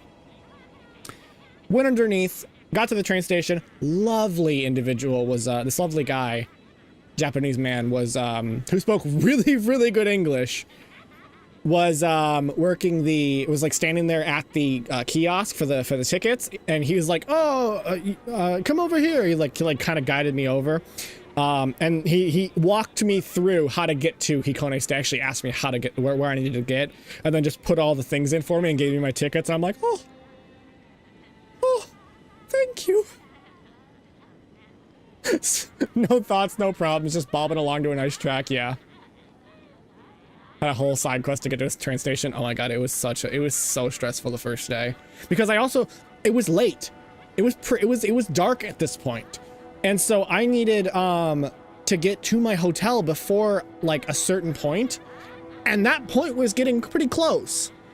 And I also hadn't slept for like I slept a little bit in the train in the layover airport in Canada. But there was no beds. I was sleeping on the floor. And so I didn't sleep very well. And I didn't sleep for the whole 12-hour flight. And then I finally got onto, I took a connecting train from the train station to the Shinkansen train station. Got on the Shinkansen, luckily. And then took the Shinkansen for like, I don't know, an hour and a half, I think. From Tokyo to Hikone. Demon sleeping on the streets of Japan, yeah. And then, mind you, all the while I have 2 full luggage, like bags, a backpack. Oh look, I found her. That was very ironic stopping. I have played RimWorld. Yes.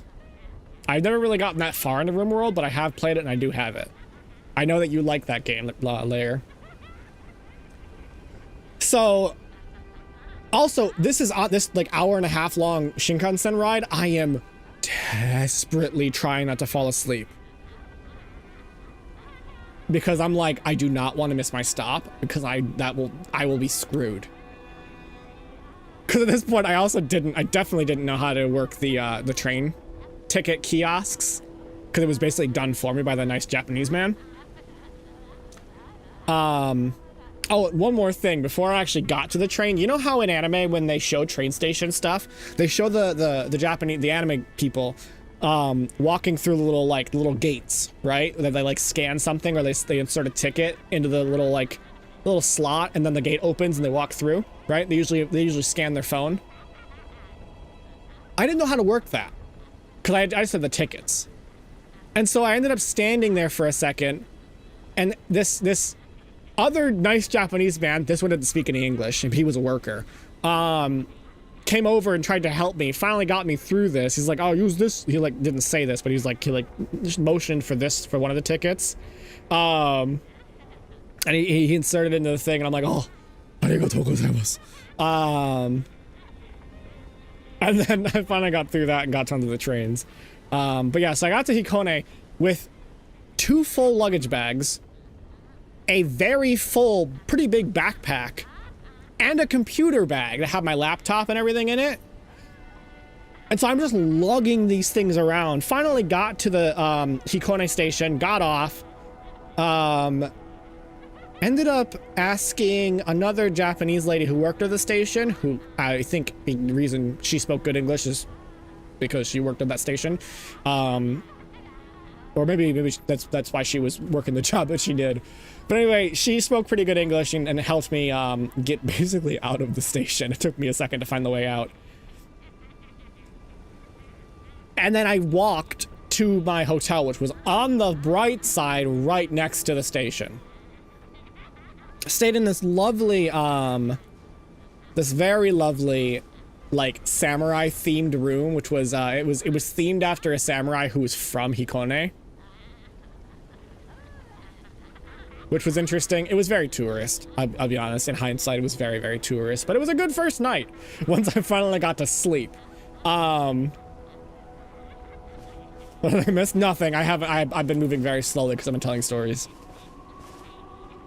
So I wake up in the morning. I still have to get to the place I was going, like the actual like school building, which is on the other side of the city. I learned.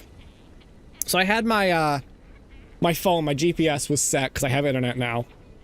And as I'm walking, I leave the place. I leave the hotel after eating breakfast. Very good breakfast, by the way. Kind of par for the course with Japan. Pytagonist. Wow. So I leave the place. I leave the hotel with my like, I don't know, 100 pounds of luggage draped over me,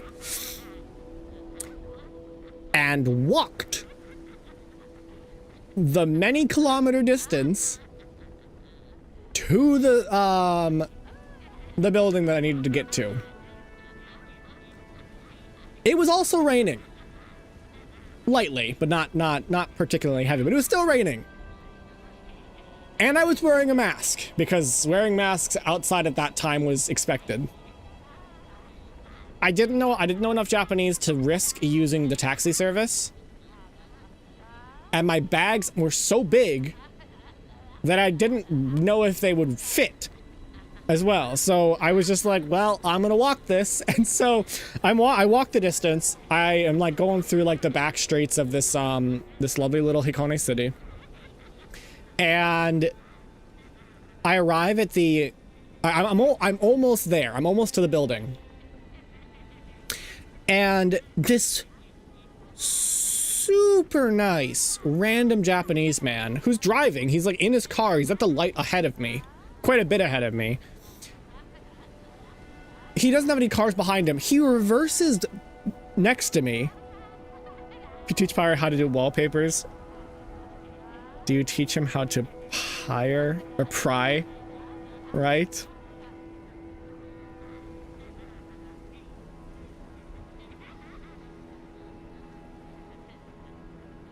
Are you proud of yourself? So anyway, I'm just gonna finish the story, then we'll continue. You're good, no worries. So this random Japanese dude in his car reverses to me. I'm on the side of the road, or not on the side of the road, I'm on the sidewalk. Because there's actually pedestrian infrastructure in Japan. Wow, shocker. Good. And he rolls his window down and starts asking me if, in Japanese, I gleaned the meaning, if I need a ride. Because he just sees this random foreigner, this random Gogakujin. Is that, I probably said that wrong. Gaijin, how about that? That's the meaner version. Like lugging these massive bags, completely draped in backpacks, down the road in the rain, or down the sidewalk in the rain. And he just, I'm like, I've only ever heard that you don't really expect Japanese people to stop and help you. And this random guy is just over here breaking stereotype and offering me a ride. Mind you, these bags are like the wheels of these bags are covered in like grime and like mud. And I'm like, oh yeah. I didn't know Daijobu desu at this point, and so I didn't say that. I wish I did.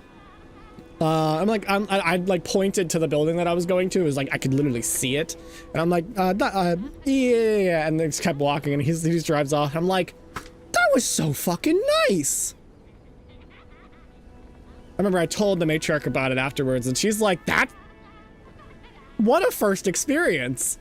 Man had no enemies. I know.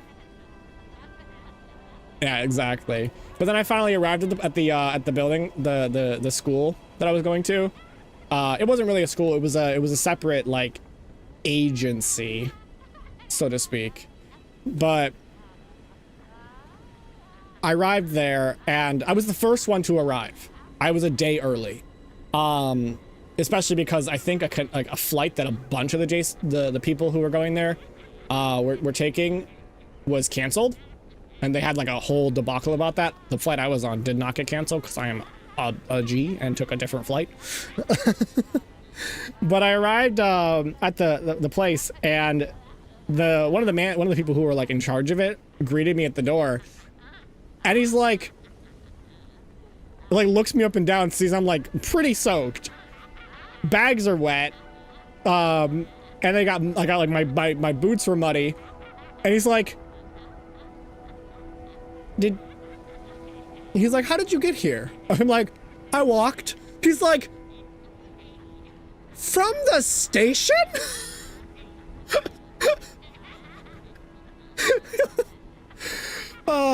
It was hilarious. And then he's like, okay, wipe yourself off with, like, he gave me some towels and like stuff.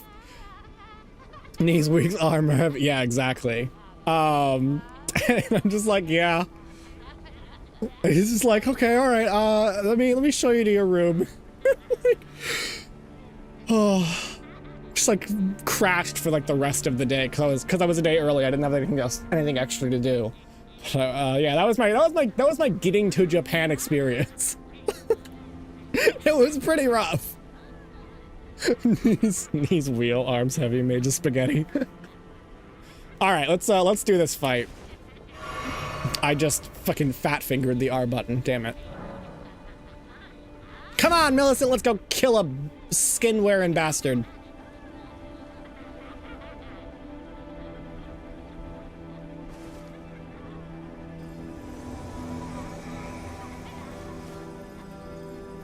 Don't, Millicent, no! Don't do it! Oh, Millicent.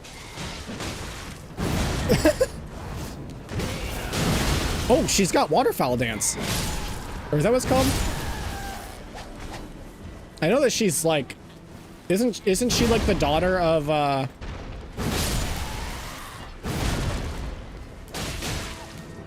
Melania? Bye. Your damage could use some work, but that's okay. Imagine wearing the skin. Couldn't be me. Absolutely. Oh, hi, Mr. Tall Man. Oh, this music is so good.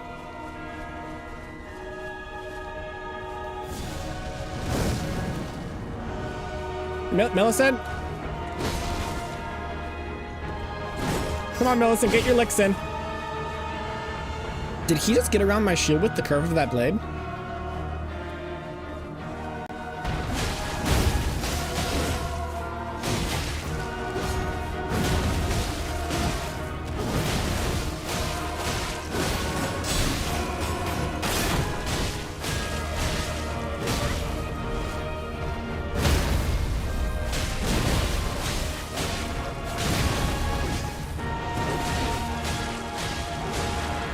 Okay, this guy's actually pretty tough.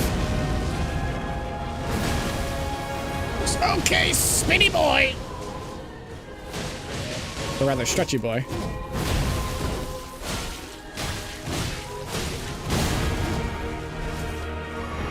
same Millicent.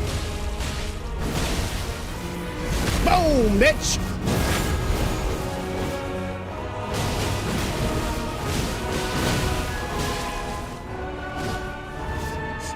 Bonk! That's my girl. Notes of skin. Skin bandits from Kenshi. I have actually Godskin peeler. Ugh.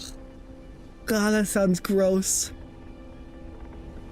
Thing else works. Spinning is always a cool trick. Yep. Scouring black flame. I like the black flame, by the way. That's very aesthetically pleasing spells. Bye, Millicent. Have a good day. Actually, she's gonna come back, isn't she?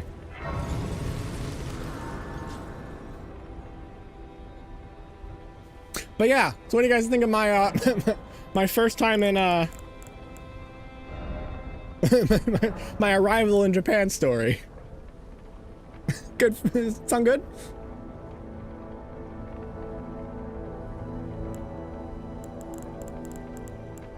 Does it make you want to go to Japan? To be fair, at that point I was I had no problem like with the difficulty. I actually just kind of enjoyed it in general. Hey, there she is. What a heck of a story. Good. I have more. I was there for 4 months. Chops you off where you needed? Yeah.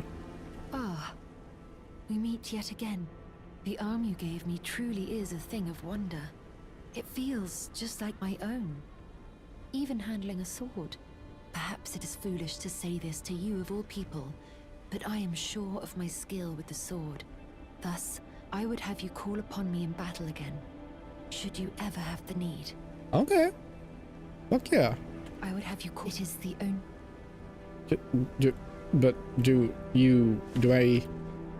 Are you gonna be like my mimic? Is that the kind of summon you're gonna become like? Oh boy, I think all of the. Oh no, they're not. Okay. Yeah, the VOD will be there. I think the Matriarch might clip it actually, as well.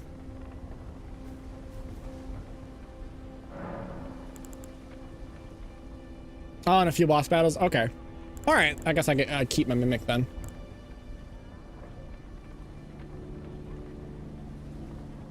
Because I mean, you know, a maiden who can fight with you. That's pretty cool. Melina could Melina? Fuck is her name? Could take some notes. Just saying.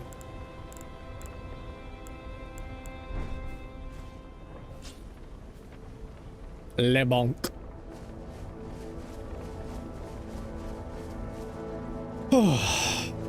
Should move to the ancient Snow Valley ruins at the top of the Mountain of Giants. Okay, okay.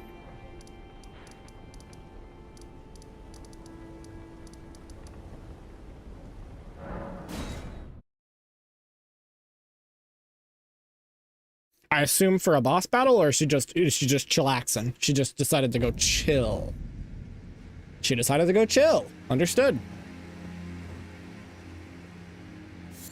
To think we'd meet in such a place. I'm definitely following you. Purpose, possibly. No. I know well enough who you are. And what I know is good enough for me. Call upon me again, in battle, should you have the need. I'm searching for a fort to the north of the ruins. I heard the master of the fort was given a medallion that allowed him to visit the Halig tree. Indeed, I believe that is where Melania will be found. The Halig tree is hidden somewhere in these northern lands. I'm searching. I heard.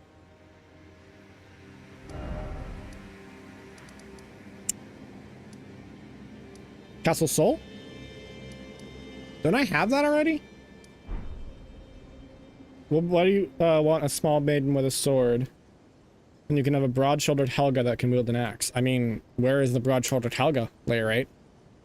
Provide me with the broad-shouldered Helga, and I will abide the broad-shouldered Helga.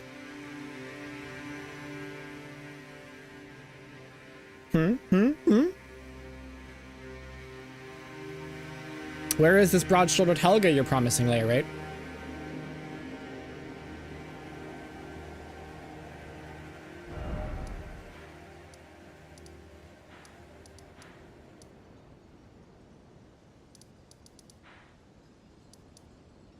Halig tree. Halig tree doko. These are all just minor Erd trees, aren't they?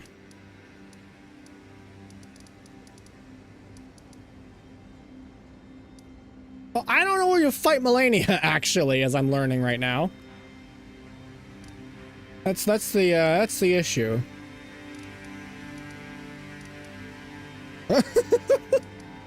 I assumed that she was gonna be in, like, Aeonia, the heart of Aeonia here, but I was clearly wrong about that. Is it underground? No! I've never completed this game. This is the first run.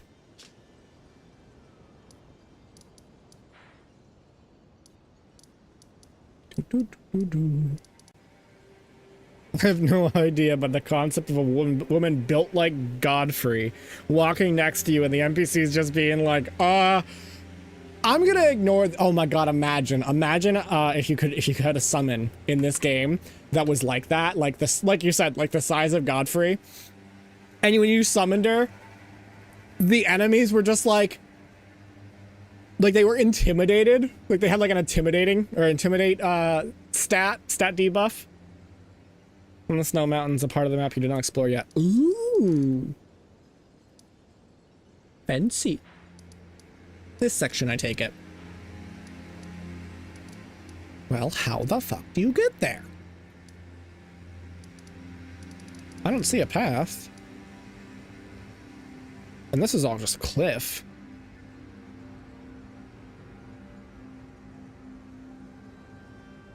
The lore of that part is amazing.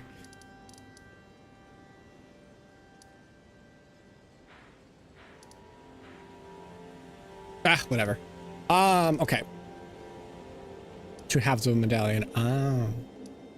And what is that medallion called? Pray tell.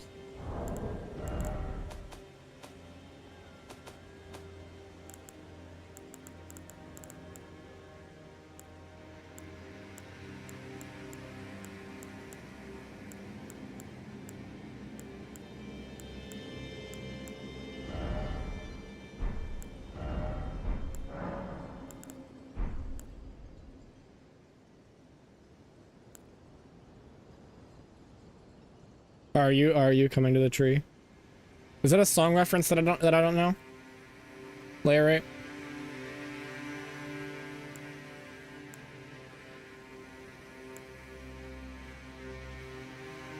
Grand lift of rolled. Rolled. Ah. I'm guessing I have to go here, huh? Strung of a man, they say, who murdered 3. Ooh, this is dark. You're gonna make me fight Melania, aren't you?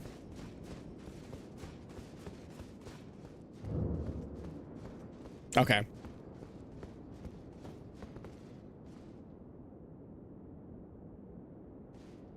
What movie is right there? Oh, what was it again? Eh? Do the burning of the tree part first? Why would they do the burning of the tree first?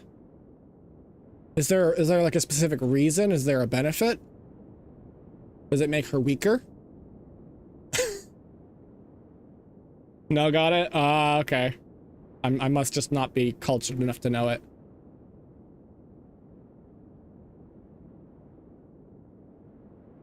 True, and you know what? I'm not gonna have. Wow, that was a perfect spin. That was actually just me turning my chair and my my little lap keyboard pad thing hit my mouse and turned to my camera. Hunger Games. Oh, yeah, it's been an age and a half since I watched the Hunger Games movie, and I also only watched the first one.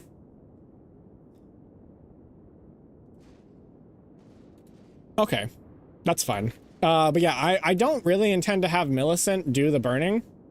I intend to have Melania do it because I like Millicent more than I like Melania. Listen, if a girl is willing to fight with me, I'm gonna keep her around more than the girl who's not willing to fight with me. I'm just saying. The latest one. Okay. You know? Yeah. You spin me right round, baby, right round. I feel like that's reasonable. Couples who fight together stay together. Maybe. I mean, I guess we could do that part. I don't know if you know what? No, we're gonna hold off on that. It's the last hour of the stream. Let's look for weapons. How does that sound? Let's expand our arsenal.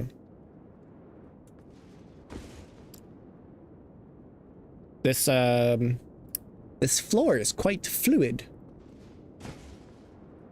My feet sink right in.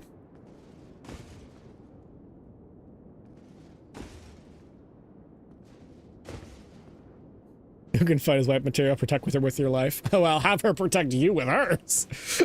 At that point. Whee!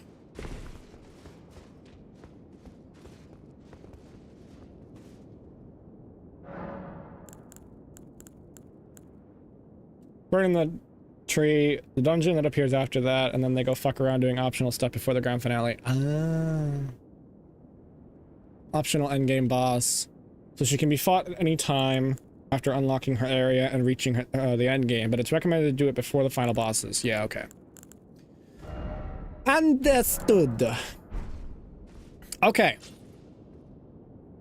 Then we're gonna go arsenal hunting. She's tough, I've heard. Yeah, I've heard. So what kind of weapons do I want? To be honest, I'm open to most anything, but I have been dominantly... Let me solo her, yeah. Handsome, close to dry. I gotcha. I have been primarily doing heavy weapons. I like heavy weapons, they're cool. So, what... Do we have any ideas, individuals? Does anybody have some weapons that they wish to share?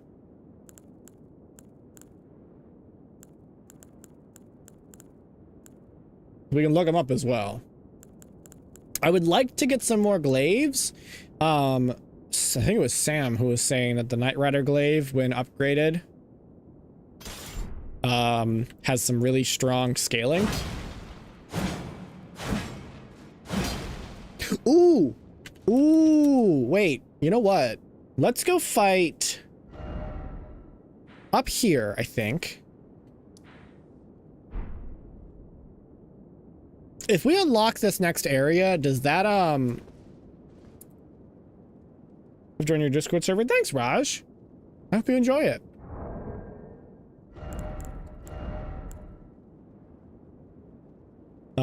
Rivers of Blood builds. Pretty fun to use, it seems. Oh, yeah. I think I have that. It's called Rivers of Blood.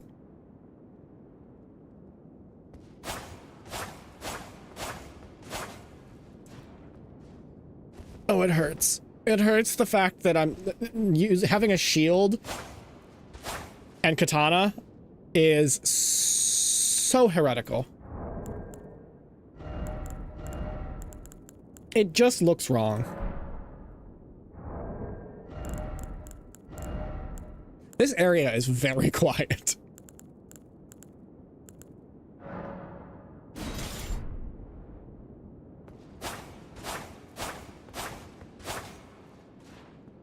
Rivers of Blood is a Dex arcane weapon, right? I think so. Shouldn't Katan's blasphemy? Yeah, exactly. It is a Dex and arcane. Wow, arcane. Alright. Yeah, so I can't actually use it right now. I don't have the skills for it. I don't have the stats. Hey now! This weapon's called the Ant Spur. What was it, rapier? Yeah, rapier. Is that like an... Oh yeah, it's like an ant leg.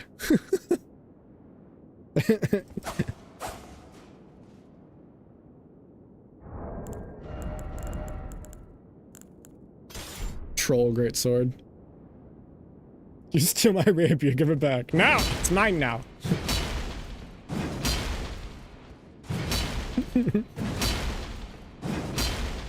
This has a different... Oh, it's because it's colossal sword. Got it. I hate and adore this thing. This is like a Game of Thrones wet dream. A Game of Thrones fans wet dream. Oh no, they turned the chair into a sword. Only a true ant. Stat. Yeah, it's the bleed stat.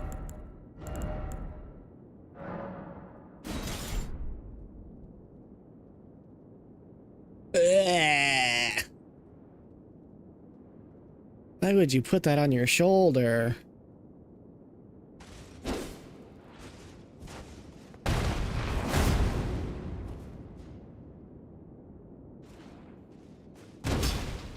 Oh, I don't have the right stats for this. It's not gonna activate the skill.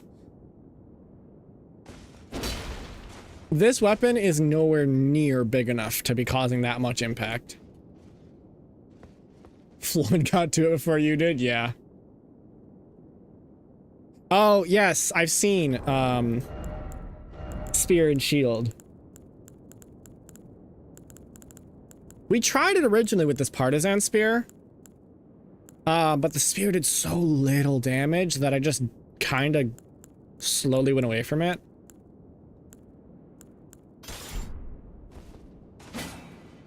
But yeah, it is pretty perfect for a shield user. Especially if you've got all the right equipment. This is the spear we got from the bird. Damn fucking bird. Oh, this was fun. I like this one. What was it? What does it have?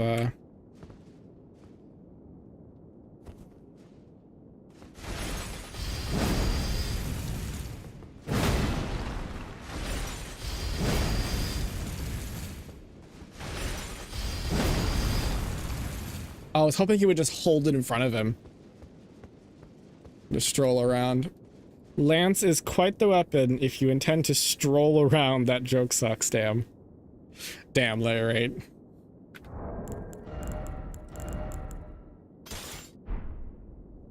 What the fuck? This thing's huge.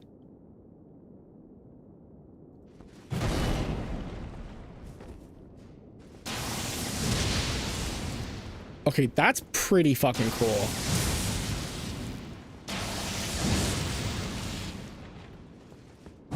It's fast too. The little gravity bolt.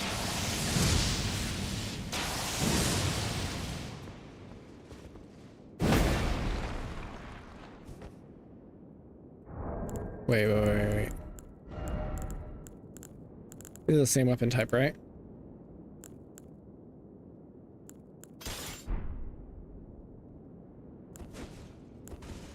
Oh, not that. Oh, that's right. I put it in the wrong slot. Doot, doot, doot, doot, doot, doot.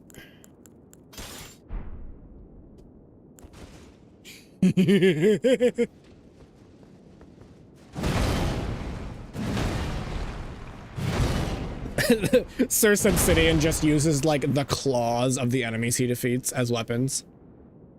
Some real was it dungeon meshy? Is that the one about the turning all the monsters into food? For anyone who doesn't get it, Lance Stroll is an F1 driver, and he's so bad he's become, oh, poor guy.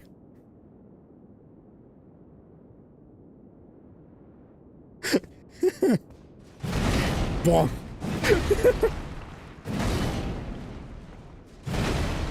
It's like Dungeon Meshi, but more violent. Although, I don't know, that anime seemed pretty violent. Considering the topic. Let's eat everyone!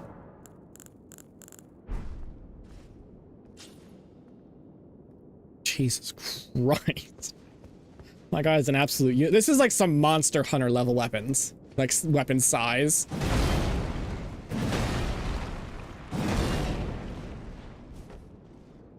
Mage, if you're still here, I hope you enjoy. the levels of bonk we're getting to. Yep. Work as a deck collector with that build. Ah. Bonk. I need to, if I was gonna do this, I would need to upgrade the falling star beast jaw. You invoke clauses.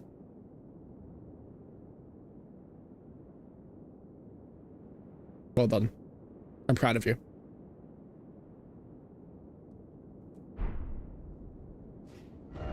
So, Sam, since you are you still within earshot? If we activate this, is it straight into her fight, or can we explore the area around? Does this take us to the to a different area? Because there's somewhere in the snow area there is a you can explore. Okay.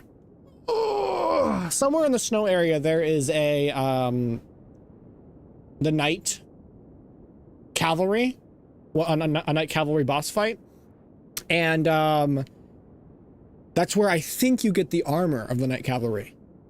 Not that I would wear it per se, but you know, collecting is fun.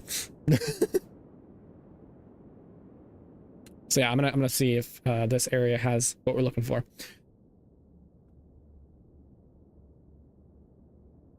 Bunch of bosses in a golden tree. She's in the golden tree. Okay. Oh, those gauntlets. Got a pair of gauntlets like that once. They broke. Too much hitting. Too much them getting hit on the hands.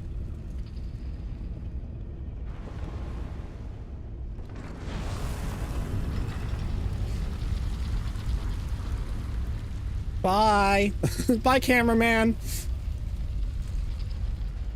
Oh, hold on. What else could I talk about? So, beyond the food in Japan, going back to the Japan topic, the tree is the golden tree that Mikola created to defy the golden. Oh, interesting. Bit of a rebel.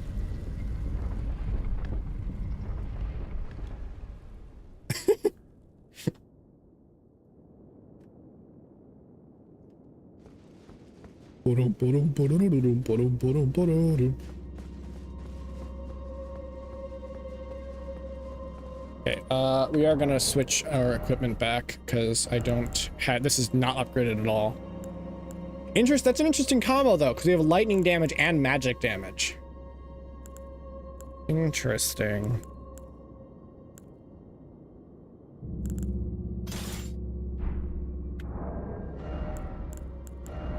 Switch this back to the shield.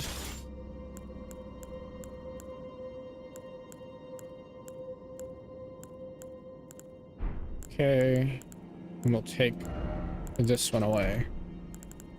Good, now we're not overweight. But yeah, so beyond like the food and like the just general natural beauty of Japan, it actually is does sort of coincide. Hidden path to the Haley tree. Ah, Oh. This sort of coincide with the natural beauty, but one of my favorite things I did in when I was in Japan was actually climbing Mount Sawayama, which is it's a mountain that is in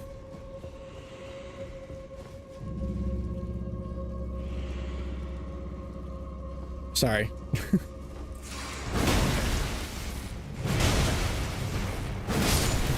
A mountain in Hikone. Oh, hi.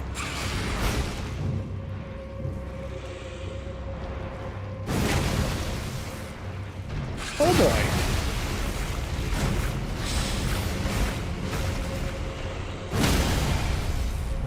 I'm gonna stick this in your face now. Fuck. Yeah, that looked painful. Oh, straight away. All right. But yeah, so Sawayama it's this mountain that's land octopus ovary. I'm so sorry. Killing land octopus, no problem, but taking its ovary? But yeah, so I climbed Sawayama. I kind of lost track of how many times. I think 6. Oh, these guys. Bonk. Well, they're straight, like, immediate stun. Yeah, I climbed it 6 times. Sorry, I'm getting so distracted. And the first time was a bit of an adventure. Oh boy.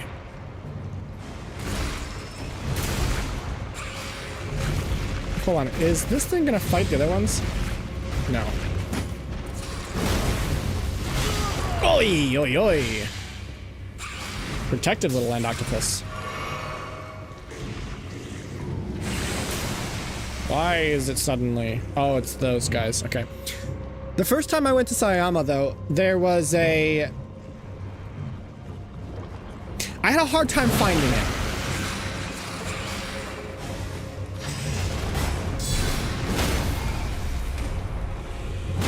Oops.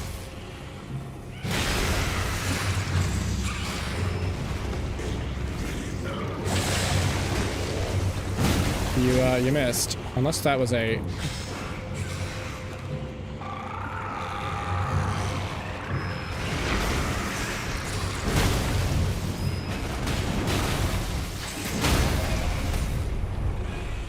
Oh, what? Come on. All right.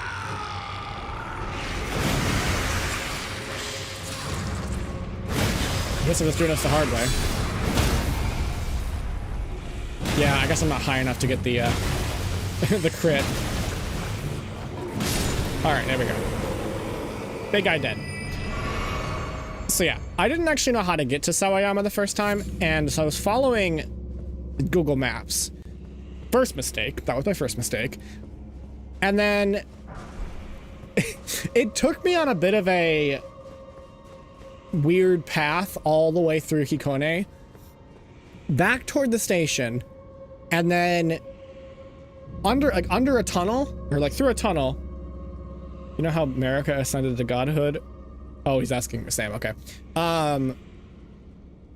Past a school, and then to the mountain. However, this was not the path. There was a path up the mountain, like with steps and like a nice gradual slope. Yes, and then to a locked gate. I wanted to climb the mountain. That was the goal that I had set for myself that day.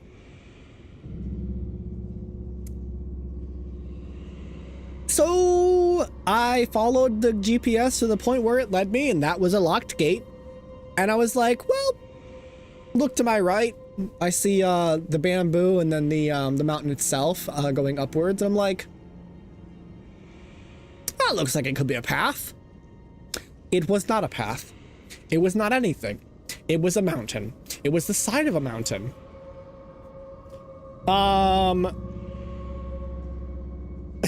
Should have been a clue. Don't go this way, you. I didn't go around the gate, mind you. The gate, the path that the gate was on went in a different direction. It didn't go up the mountain. It was a road, but I decided let's go through, or like, let's go a different direction, basically. And so I go, I grab onto the bamboo, I kind of pull myself up onto the, like, over this little, like, retainer wall, and then up onto the mountain itself. And I just start climbing. It got pretty steep pretty quick.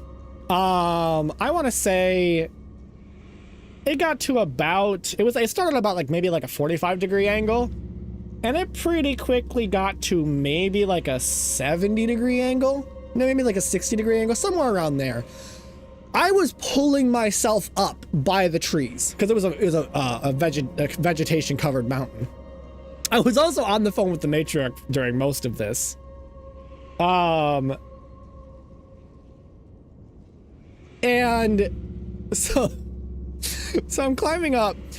I ended up finding a stick that was worthy of being a walking stick, and that helped a lot.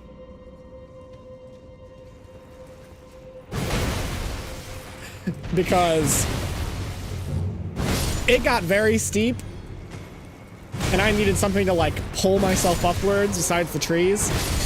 And so all the while, I ended up hanging up with the Matriarch for a while, and I just started listening to some GFL music, because GFL's, like, soundtracks are amazing and amazingly ambient. And I'm going for, like, I don't know, an hour or so. No idea if I'm even close to the top. At this point, I'm pretty fucking convinced that this is not the way up. But I'm like, well, I'm here. I look back down. It's fucking steep as hell. There's no way I'm going back down. It was longer than an hour. It was probably longer than an hour. I don't think anybody knew that I went up this mountain. So if I fell, by me. And so I'm like very concerned and not sure if I'm gonna make it up this mountain in the end. I'm getting pretty tired. I'm very warm. I had my coat on and it was like not that cold. And so I get to a certain point, pretty high up. Look back down. It's very steep. There's no way down. And I find this little tree that, like, kind of bends outwards, has a bit of a flat spot on it at the base. And I sit down in this tree, kind of hook my arm around the tree and, like, look out, and there's, like, this perfect little, like, gap in the leaves. And I'm sitting there listening to a song, a very, very fitting song, by the way. Very, like, contemplative, I would say. Got a bit of operatic choir part to it. Some, I think it was piano. Very nice. Very, very good song. Actually, I'm gonna post it in the, the thingamajig. In the music section of the Discord. Just give me a second.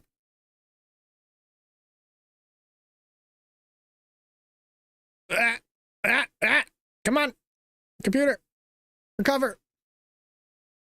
Come on. Oh my gosh.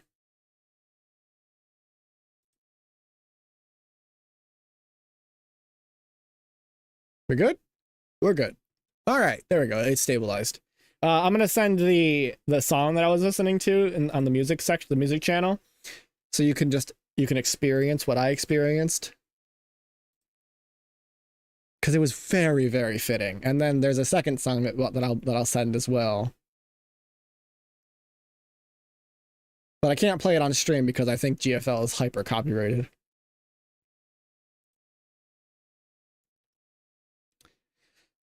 But yeah, so I'm sitting there on this mountain, not sure if I can make it. Like, at this point, I'm pretty much like questioning if this is possible, but also not sure what to do because I can't go back down without risking tripping and falling. And just kind of relaxing, recovering my stamina, preparing to continue forward, but very unsure. And then, after about 10 or so minutes of just sitting there, I think messaging the matriarch as well, I hear voices. Japanese voices, but voices behind me, like up the mountain. And I'm like, wait. Am I almost there? And so I turn around, and mind you, if you're looking at the song that I was listening to, the song switches almost perfectly at this point to the next song in the list, which is the like battle version of that same song. So the song suddenly gets very intense. 1 second. 1 second. There we go. Oh no, sit back down. We're having a story time. So the song suddenly starts getting very intense.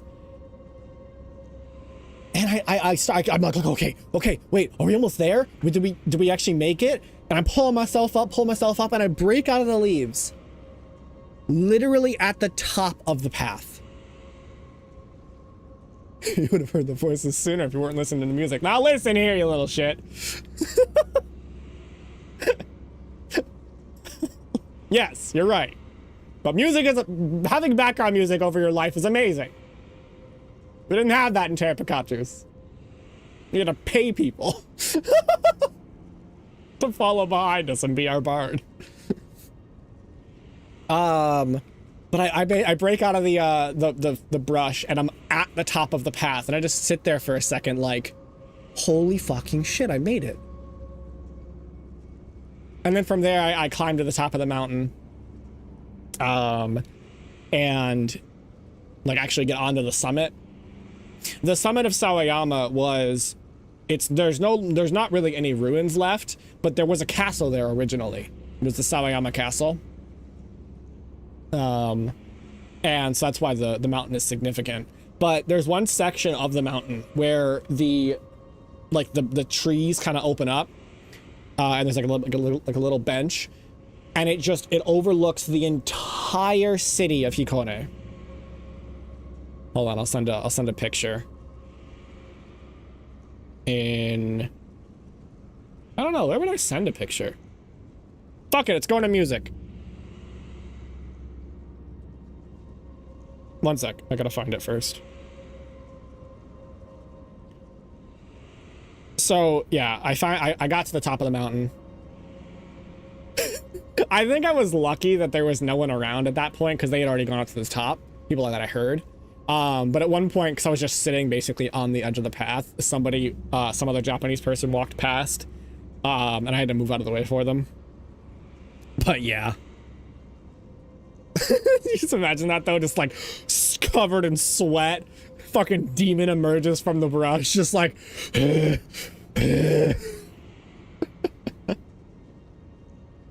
right, here's my Japanese pictures, my Japan pictures. I took like 400 pictures when I was there.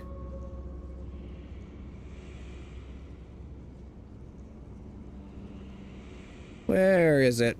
Where is it, I say? Apologies, this stream is basically just turned into my my story time. Is that a sword in my hand? It's actually a glaive. It's a pull weapon. It has a long handle underneath it.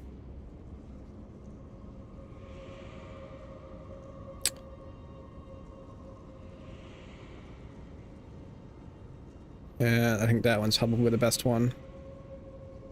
It's the widest one, at least. Yeah, these will do.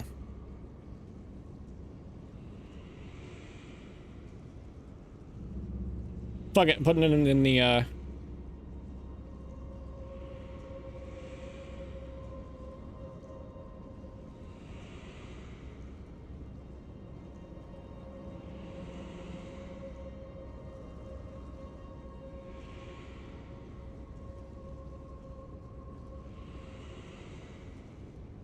There we go. And sent. So yeah, you guys can see that. Post photos of travels. Oh, I should have put them in travels. I put it in music. Whatever. It's pertinent to the story, and the music that was before it is pertinent as well. But yeah, so you can see like the entire city from that mountaintop. And it was breathtaking. In music, yeah. Oh, it was beautiful.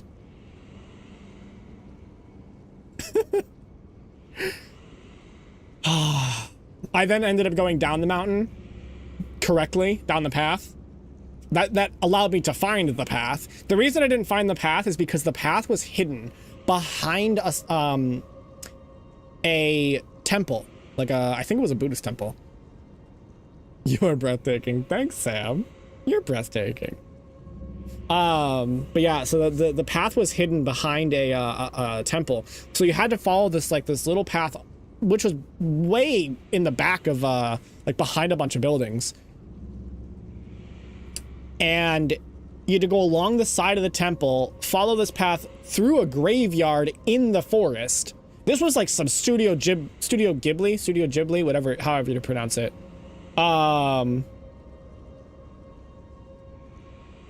Studio Ghibli shit, right? Where like it's just like these like graves, all that like kind of they like climb up the mountain with you for a while. It was amazing in a morbid way. And then you, from there, it guides you to the steps. But I didn't find that the first time. So from then on, like for the other 5 times I went up the mountain, it was very, very wonderful.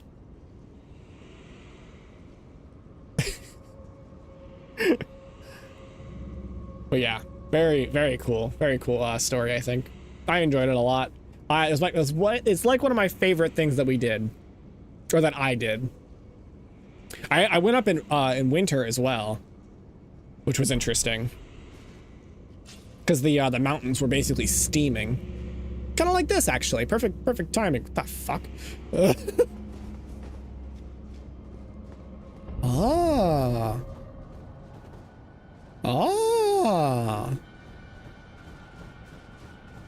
Perfect timing on this. Wow. Reposting the travel. It is I, Lieutenant. We have reached the land of Mikla's Halig tree, where Lobo and I began our travels. It's entirely thanks to you that I'm so close to home. These great snow-laden lands stretch far to the north, and beyond the ancient bowers and the liturgical town of Ordina lies the place to which I must return. Latenna is...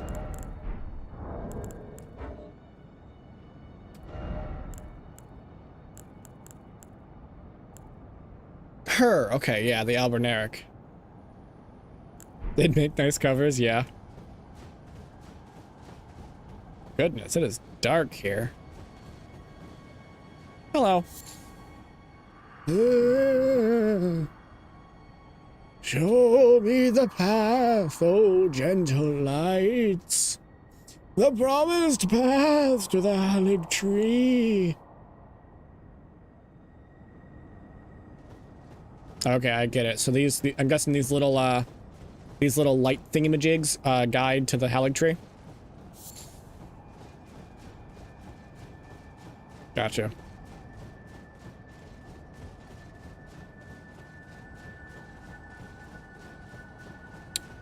Good to know. We're posting to travel. Okay, hold on. The stream's gonna lag for a second. I forgot to reopen my my chat. Sorry.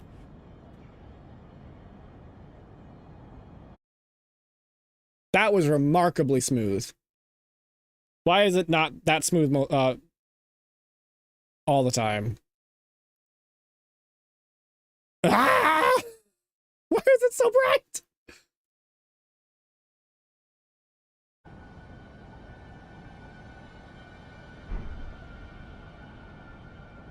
All right. He doesn't care about chat anymore. I do care about chat. That's why I had to deal with the lagging to reopen it. No, I see you. I see you, Sam. You're not free of me yet. But yeah.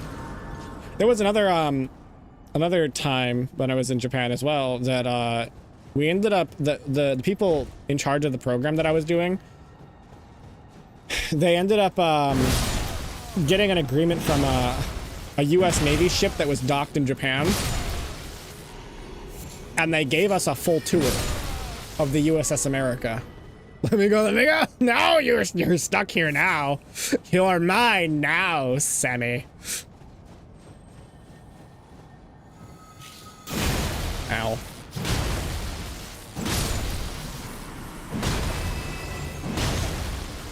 So yeah, we got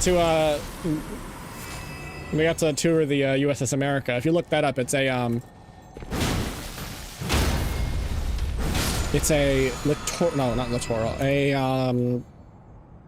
not braining, amphibious assault ship, I think they're called.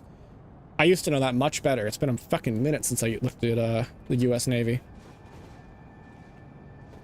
Basically a mini aircraft carrier. Thank you. I thought it was pretty cool too.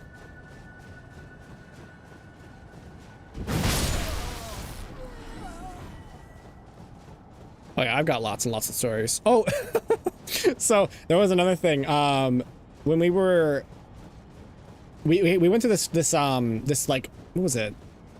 This like bean throwing festival to like, it was some kind of traditional thingamajig where oh fuck. Ow. I was not expecting there to actually be a guy who could properly fight there. Alright, first death. Pop off, king.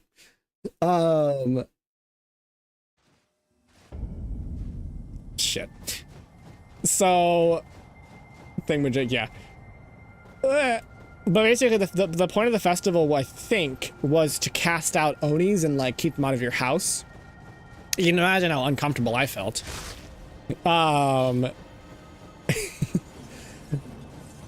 But what was it? I went this way. Yeah, basically though, if you caught one of the little bags of beans and it had like a specific red mark on it, I think it was a red mark. Okay, my game is getting very laggy now. Oh my gosh. Okay, alright, enough. Fucking dog. Ow!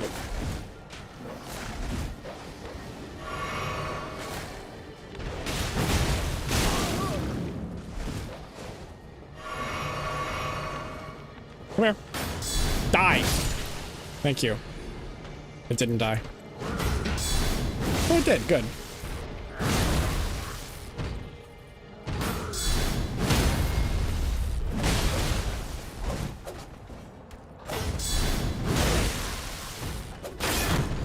Oh, fuck.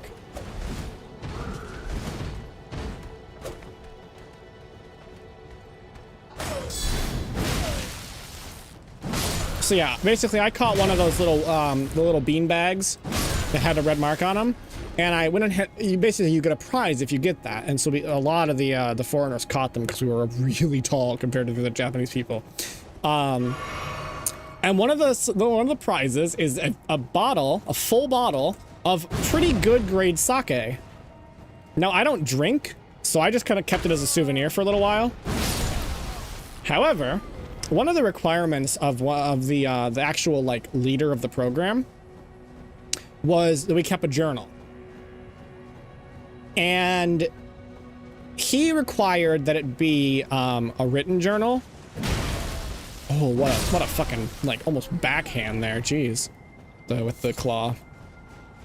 I didn't like that. I'm not a humongous fan of manual like physical handwriting. My handwriting is pretty atrocious. And so I asked him from the get-go if we could type them instead, because I'm much more comfortable with typing on a computer. And he said no originally. That pissed me off actually very much. I will not lie. Probably more than it should have, but Anyway, later on, after I'd gotten the sake, I was like, okay, what am I gonna do with this? I don't need this, and I can't take it home. And so I go to him. I go to the leader of the program. He was an American who had lived in Japan like most of his adult life, I think. He was a lawyer. He was a lawyer, by the way. Those are pretty tough. And I go to him, and he's like at the front desk, and I'm like, so, puts giant bottle of sake on the desk. I don't drink, so I wondered if you wanted this. And he looks at it, he's like, oh, this is actually pretty good stuff, pretty high quality. And he's like, oh, all right, thanks, yeah, I'll accept this. I'm like, yeah, I think you're doing good work here, good job. And I'm like, on the topic, I was wondering if maybe push his sake bottle closer to him. We could let me type my journals. And he looks at me, and it's just like the sort of realization that I'm bribing him dawns on him. And he's like, fine. I'm like, listen, I am much more comfortable with typing than I am with writing. I myself write stories a lot, and you'd want it to be more comfortable, more, for me, it's more heartfelt if I can type them. And he's like, yeah, fine, go for it. So yeah, that's the day that I bribed the manager of the program, as well as a lawyer. It's so fucking funny. Oh, that was good.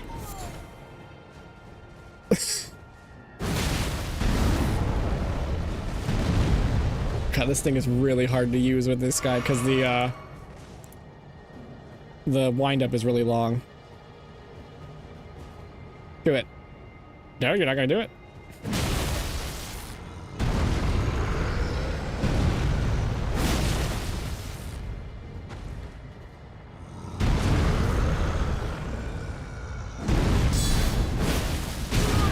Yep.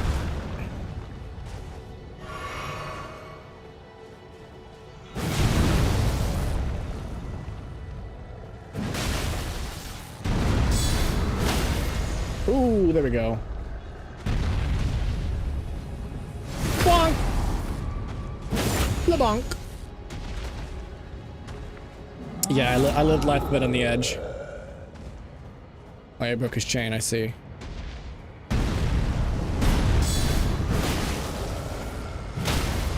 Oh, get bonked, big guy.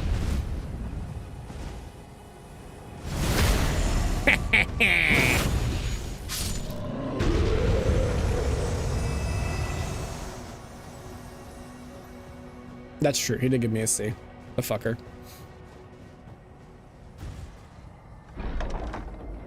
The reason he gave me a C was because, whoa,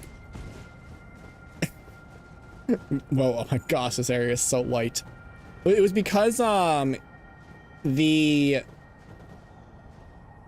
requirement of the journals was a certain number of journals, equaling a certain length each. The journals I wrote were considerably longer than the expected requirement. So as a result, I actually asked him later if it was okay that I didn't do as many journals because I was making them so long.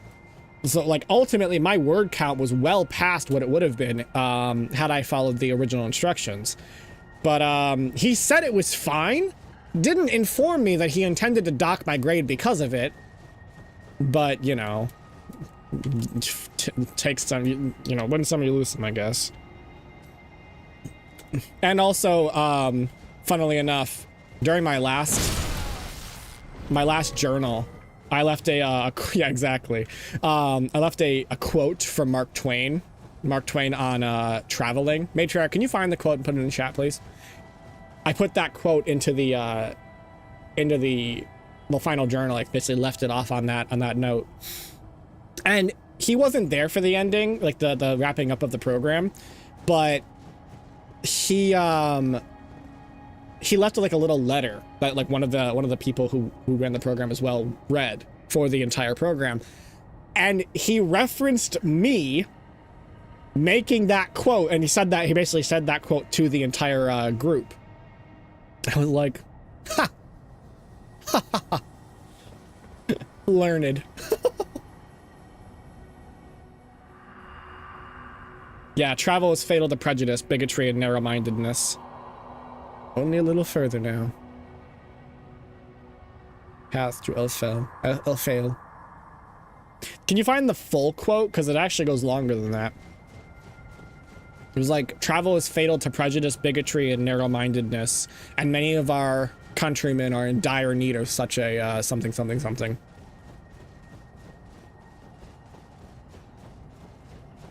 I very much like that quote. It'll cost you. Wow.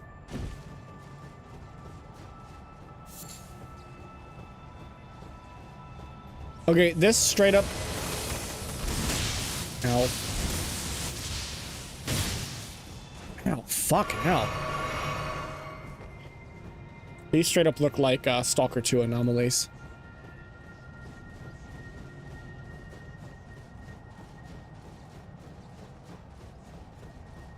Yeah, Mark Twain's a bit of a human hero for me. I very much like his work.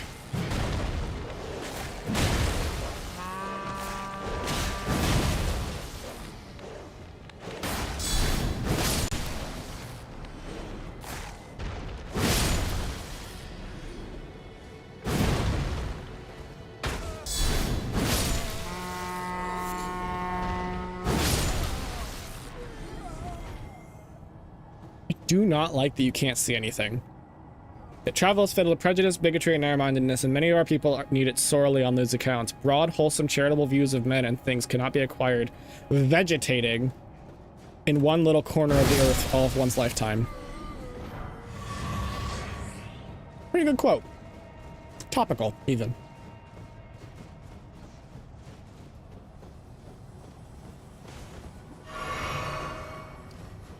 You learn a lot about society when you see other people's perspectives on it. Especially your own.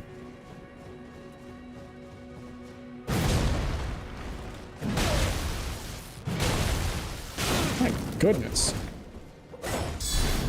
Why am I looking this way? Oh, okay. I'm out of flasks.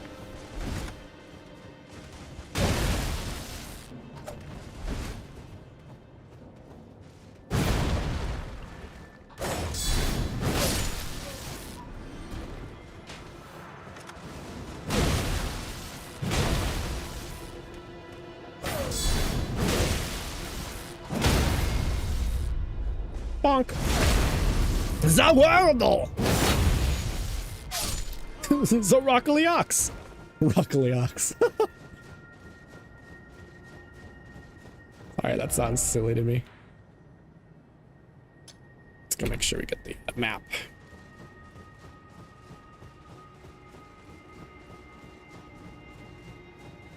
Okay, these guys are all the simple enemies. Let's take these guys down.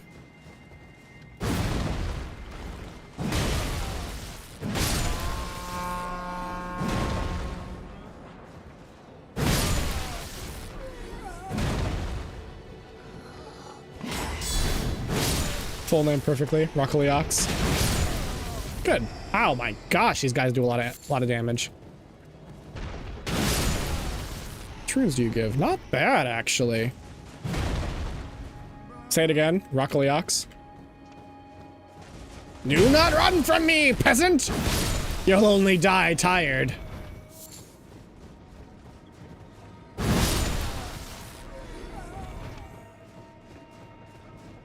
It wouldn't have to be like a grace around here. Right? I wonder.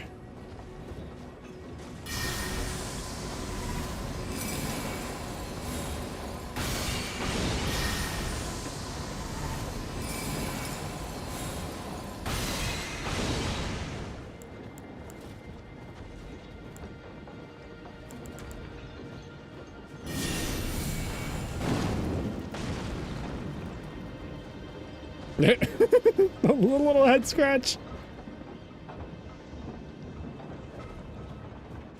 Oh, shit.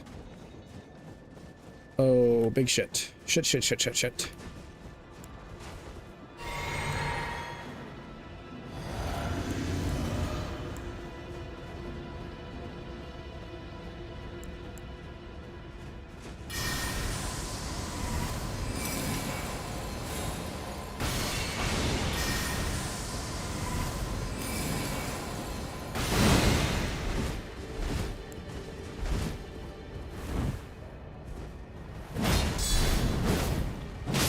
Oh my god! All right.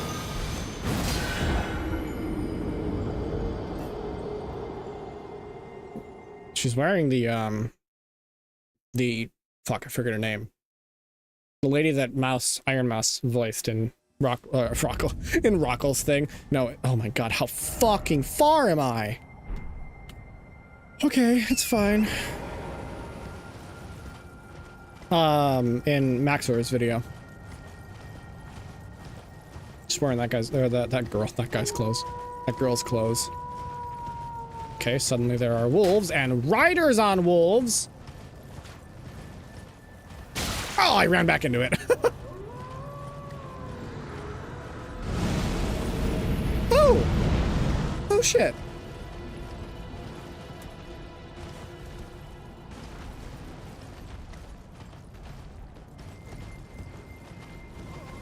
Gotta make just a small little footage for 30 minutes of my tomorrow's video. Should finally be done. This is what I'm doing for 2 weeks, I see. Yeah, hooray, Rocco video.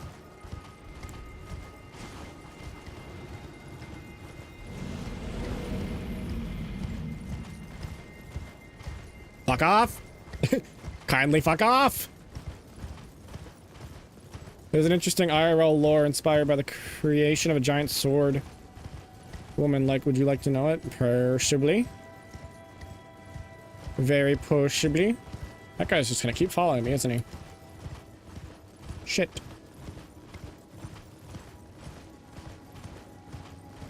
Whee! Map!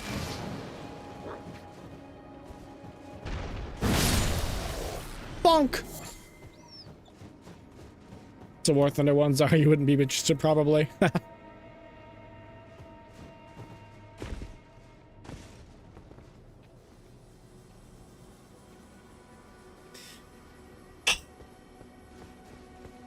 I will say, make it, try and make it a little fast, Sam. I'm gonna end stream very soon.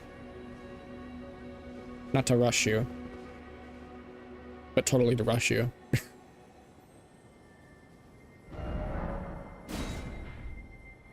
I did it.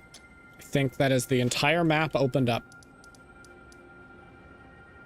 Mostly memes. She can take notes.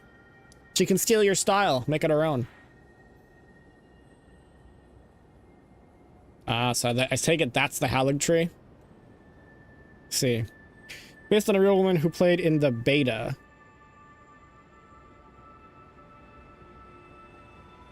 Oh? What are we talking about? Giant sword woman? The one that was chasing me? The big ghosty thing? Or, Melania. Who are we talking about? Educate me.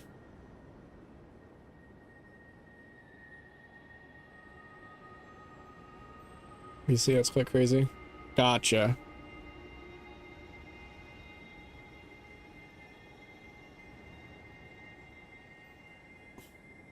The giant sword woman. I don't know who you're talking about. Like a giant with a sword? Or is it a named character?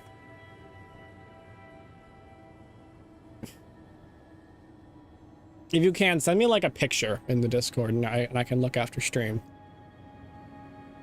But it's cool though that they added a an homage to a beta tester. Oh, I I see. Oh, I get what you mean now. The giant sword wielding woman. I get it. Okay, yeah. I see.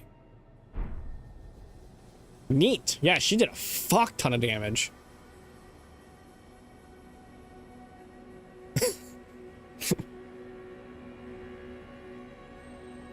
That was a fun stream.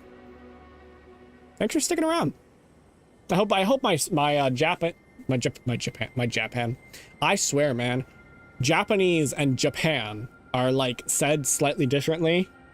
However, if you try to say Japanese with the intonation of Japan, it becomes Japanese. I've made that mistake once before, no, a few times before when talking to the Matriarch. Luckily, never to a Japanese person. But I almost made it just now. It's fucking funny. Ah, yes, my favorite people, the Japanese. God damn it.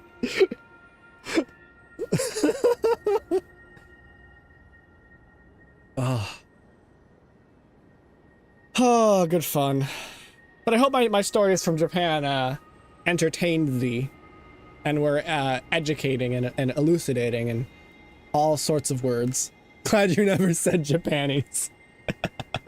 Thank you for whoever unblocked that message.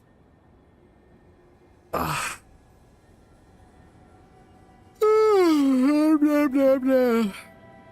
was fun. I appreciate it. It would be very embarrassing, especially if you're talking to a Japanese person. Need your SSD? All right. Interesting to hear. I'm glad. Thanks for sticking around, everybody. I know I wasn't the clearest and concisest with my storytelling. I kind of rambled a lot, but yeah. I appreciate it. All right, I am gonna end. Thank you, Larry Ray, for coming. Thank you, Nell. Excuse me. Almost choked. Thank you, Matriarch, for coming. Thank you, Sam. Thank you, Rockle. Thank you, Lulu. I know you're still here. Thank you, Mage. Thank you, Lucky, who was here for a little bit. MC was here for a little bit.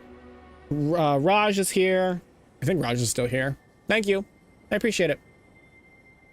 I'll see you guys later. I have to tab out before I can actually hit the end stream button. Haha.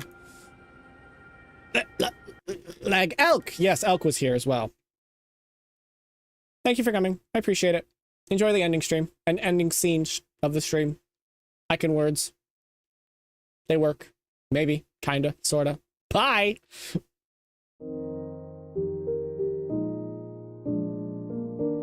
I am still doing amazing at my goodbyes.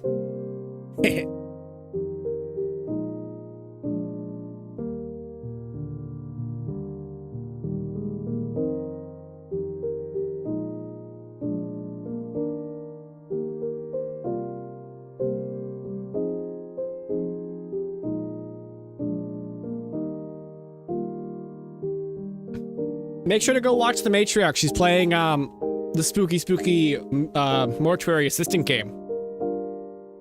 That is all.